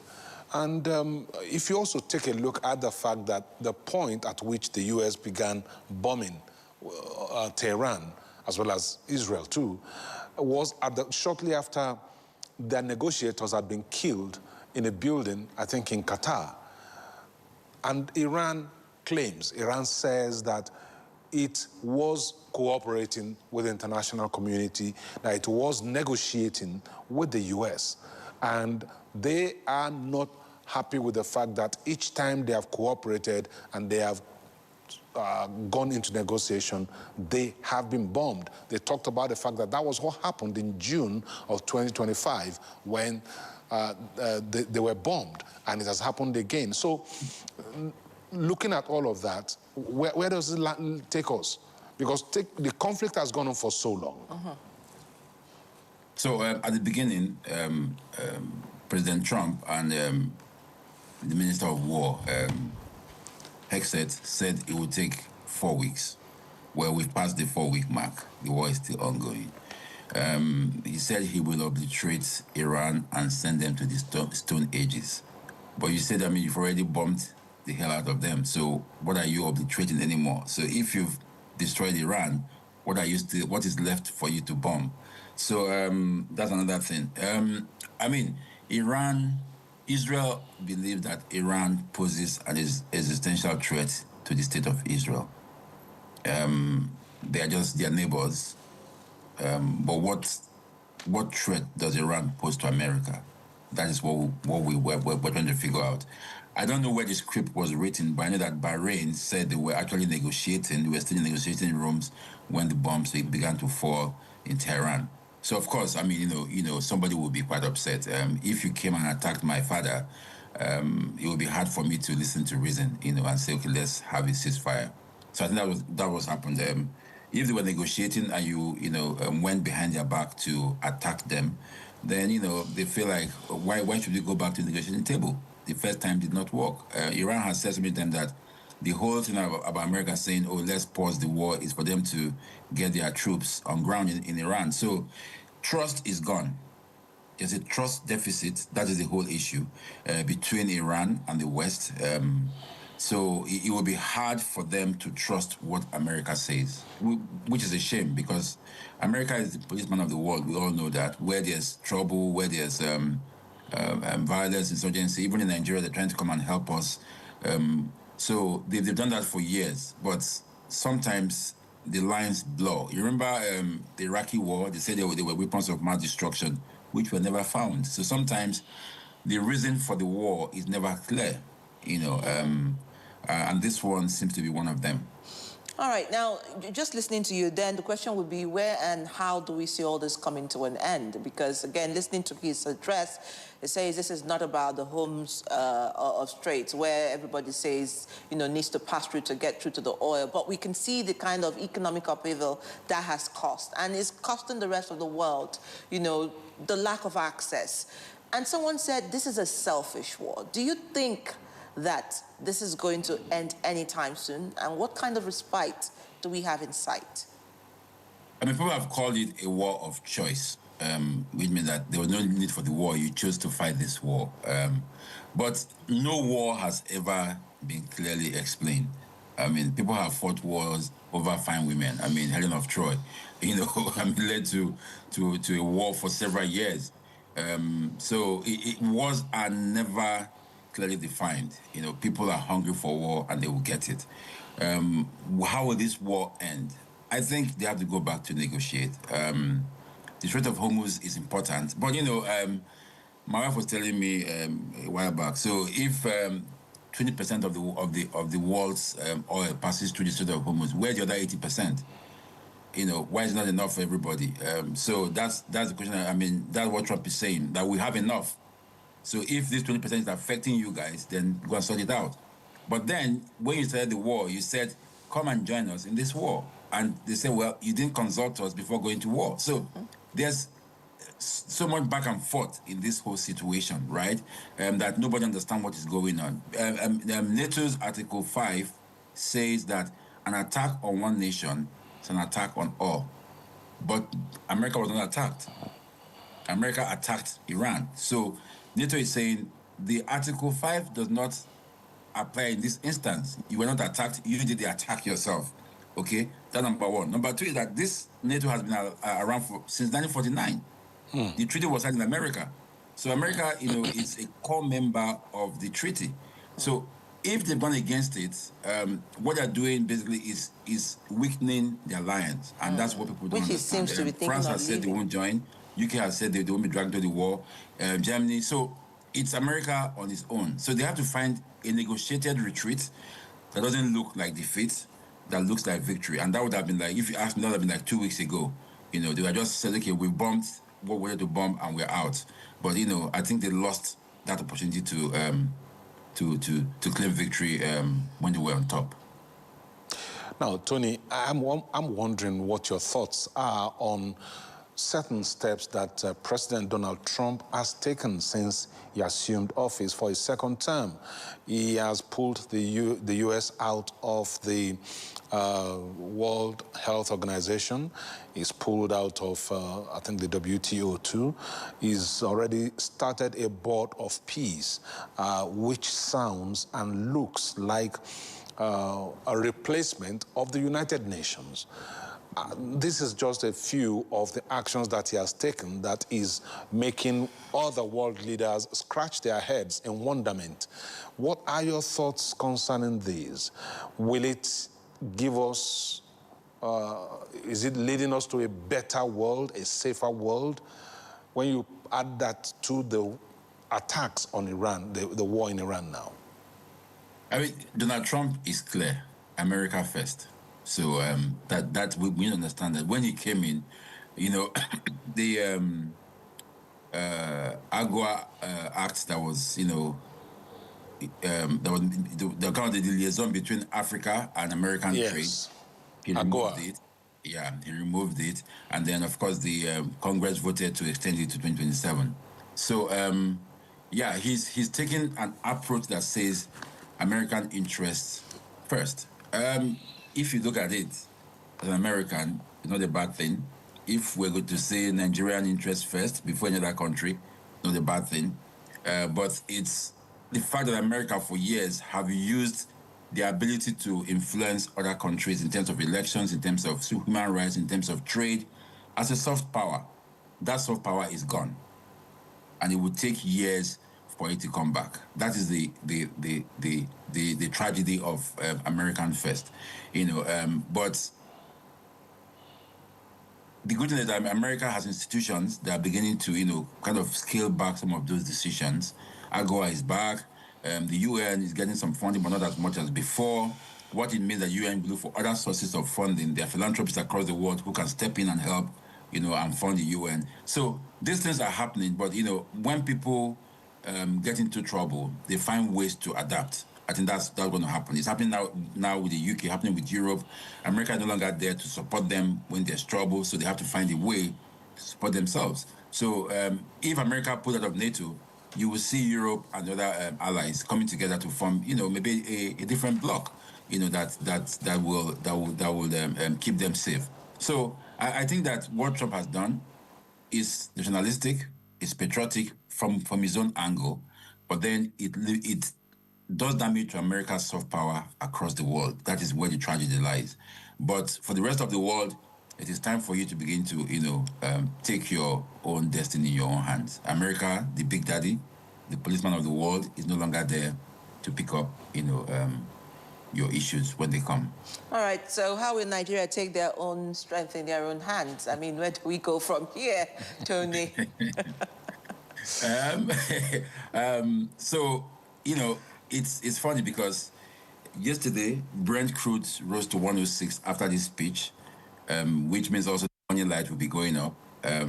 The budget assumption for Nigeria was $68.45.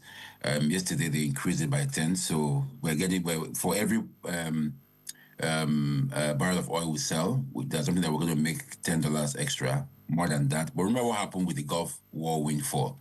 We don't know where it went to. So it's an opportunity for the president, who is, undertaking so many reforms, to use this, windfall to better the lives of Nigerians. It doesn't happen all the time. It's not in Nigeria. Kenya is seeing an upsurge in the Lamu port, where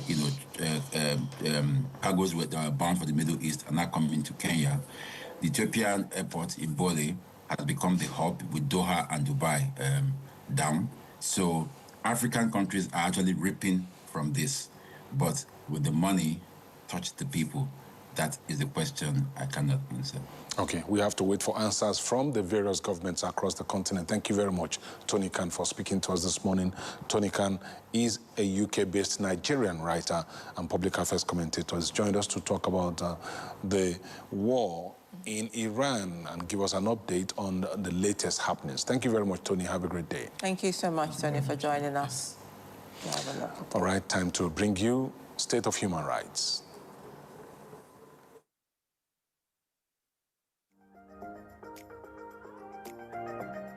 Welcome to Human Rights on Kakaaki, the African Voice. I am Omoyo Ogbaki.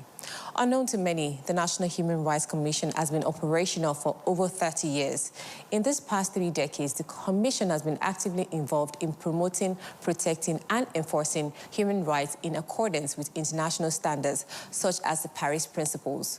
Though the Commission's primary mandate is to serve as an extrajudicial mechanism for the respect and enjoyment of human rights in Nigeria, its core functions include investigating and monitoring, legal vetting, victim assistance, policy formulation, and public education.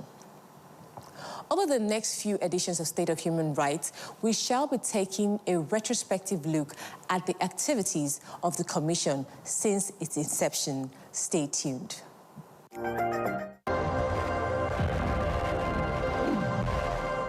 In the mid-90s, Nigeria was a nation under military rule, where fear walked the street and the voices of the people struggled to be heard.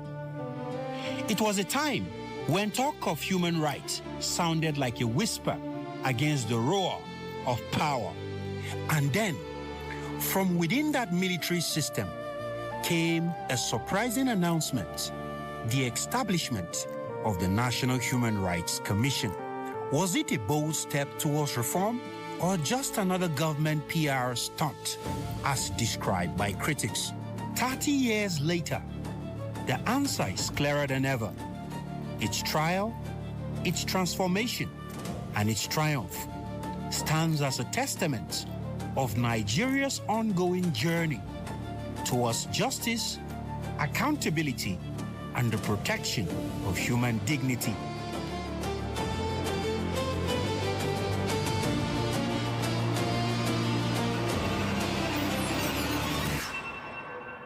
The year was 1995, and the world was watching Nigeria. Human rights violation dominated headline, and calls for accountability echoed at home and abroad. When the military government suddenly announced the creation of the National Human Rights Commission, NHRC, critics and civil society organizations dismissed it as a political gesture, a child of necessity, they said. To them, it was meant to calm the storm. But behind the skepticism, something real was taking shape. It was the inauguration of the 16 federal commissioners chosen from a variety of interests to serve on the board of the National Human Rights Commission. The commission, according to General Sani Abacha, is to complement the work of the judiciary and ensure that justice is not denied to the weak. It's me great pleasure to welcome you all to this auspicious occasion of the formal inauguration of the National Human Rights Commission. It will be recalled that in my 1995 October past broadcast, I had indicated the commitment of this administration to the establishment of this important institution, which will play a vital role in complementing the efforts of the judiciary and civil society in the recognition, promotion, and protection of fundamental rights which are enshrined and guaranteed in our Constitution and other laws. The National Human Rights Commission is conceived and structured as an autonomous body that shall play a key role during the transition to civil rule program and beyond in the promotion and protection of human rights and fundamental freedoms in our country. Despite the claims of some of our critics to the contrary, this administration has the greatest regard for the rule of law and fundamental human rights. Powers to monitor and investigate all alleged cases of human rights violation in Nigeria, which are referred to it and make appropriate recommendations to the federal government for the prosecution of violators, the provision of remedial measures to victims and other actions that may be deemed expedient.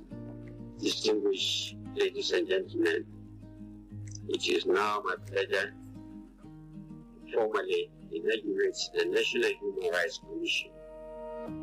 I wish its members a fruitful and peaceful tenure. Thank you and God bless.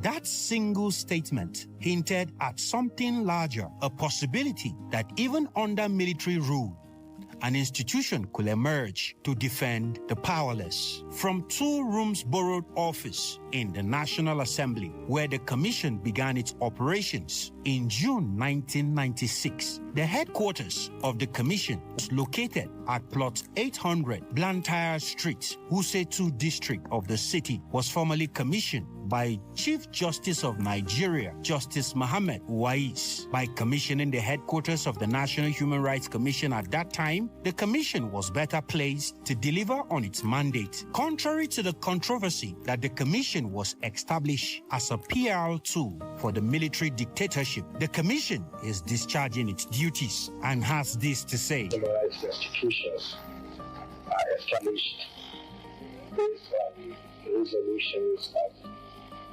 the General Assembly of the United Nations and also of the Commission on Human Rights.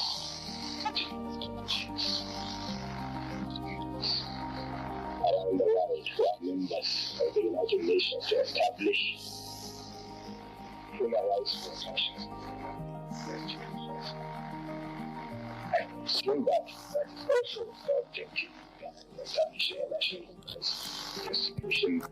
The operations of the Commission are guided by the principles of human rights, which emphasizes the dignity of human person. As such, it was able to focus on achieving its mandate against all odds. With meager funding, limited staff, and only one office in Abuja with only 4 functional departments, the NHRC began its work. Yet, it did not take long to make impact. The NHRC started small, but it started right. Even in those days, the Commission dared to speak truth to power. The Commission's courage surprised many, and slowly, respect began to replace ridicule. This allows me to highlight some issues which we regard as very fundamental in effective promotion and protection of human rights in Nigeria. Review of law. One, the review of law to conform with national human rights standards. To which I appeal, all laws militating against the full enjoyment of human rights by Nigerians should immediately review to conform not only with our constitutional conditions but also with international standards. In particular, we would like to cite the State Security Protection of Persons Decree No. 2 of 1994 and 1984, and the Prison and Other Offences Special Military Tribunal Decree No. 1 of 1986, and suit the decree that is our urgent review. Prison police cells congestion. The issue of prison congestion, arising from several cases of persons awaiting trial, has reached a level of national embarrassment and calls for a drastic solution. We also wish to draw your attention to the collection of police cells across the country. For the visits we have undertaken to some of these cells, their conditions are equally pathetic and unacceptable to human rights standards. These cells are invariably congested, with their sanitary conditions dehumanizing, for which therefore there be the excellency. To urgently initiate reforms regarding custody of persons in prison and police cells, as well as the cardinal pillars of the administration's human rights policy.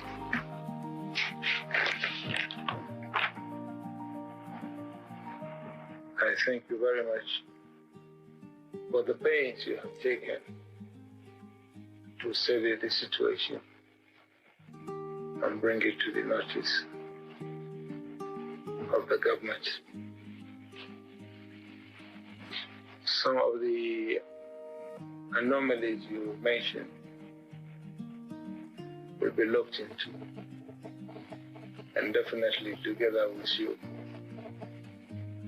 working full blast, we'll see the best we can do to decongest the prison,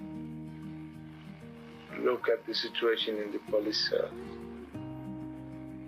the issues of the prisoners that have finished their term,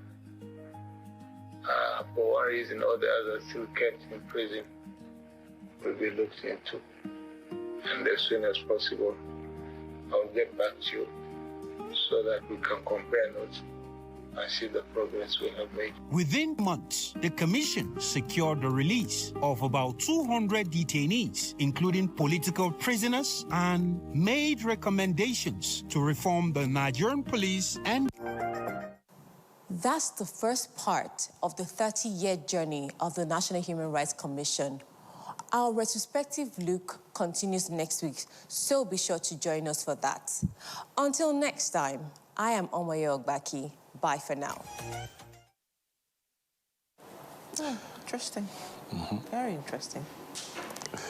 Looking at the beginning of the National Human Rights Commission, there are old pictures of so many Nigerians that you probably don't even remember. Absolutely. Well, very good. Looking forward to the next part of that package. Anyway, that's also where we drop the anchor this morning on Kakaaki, the African Voice.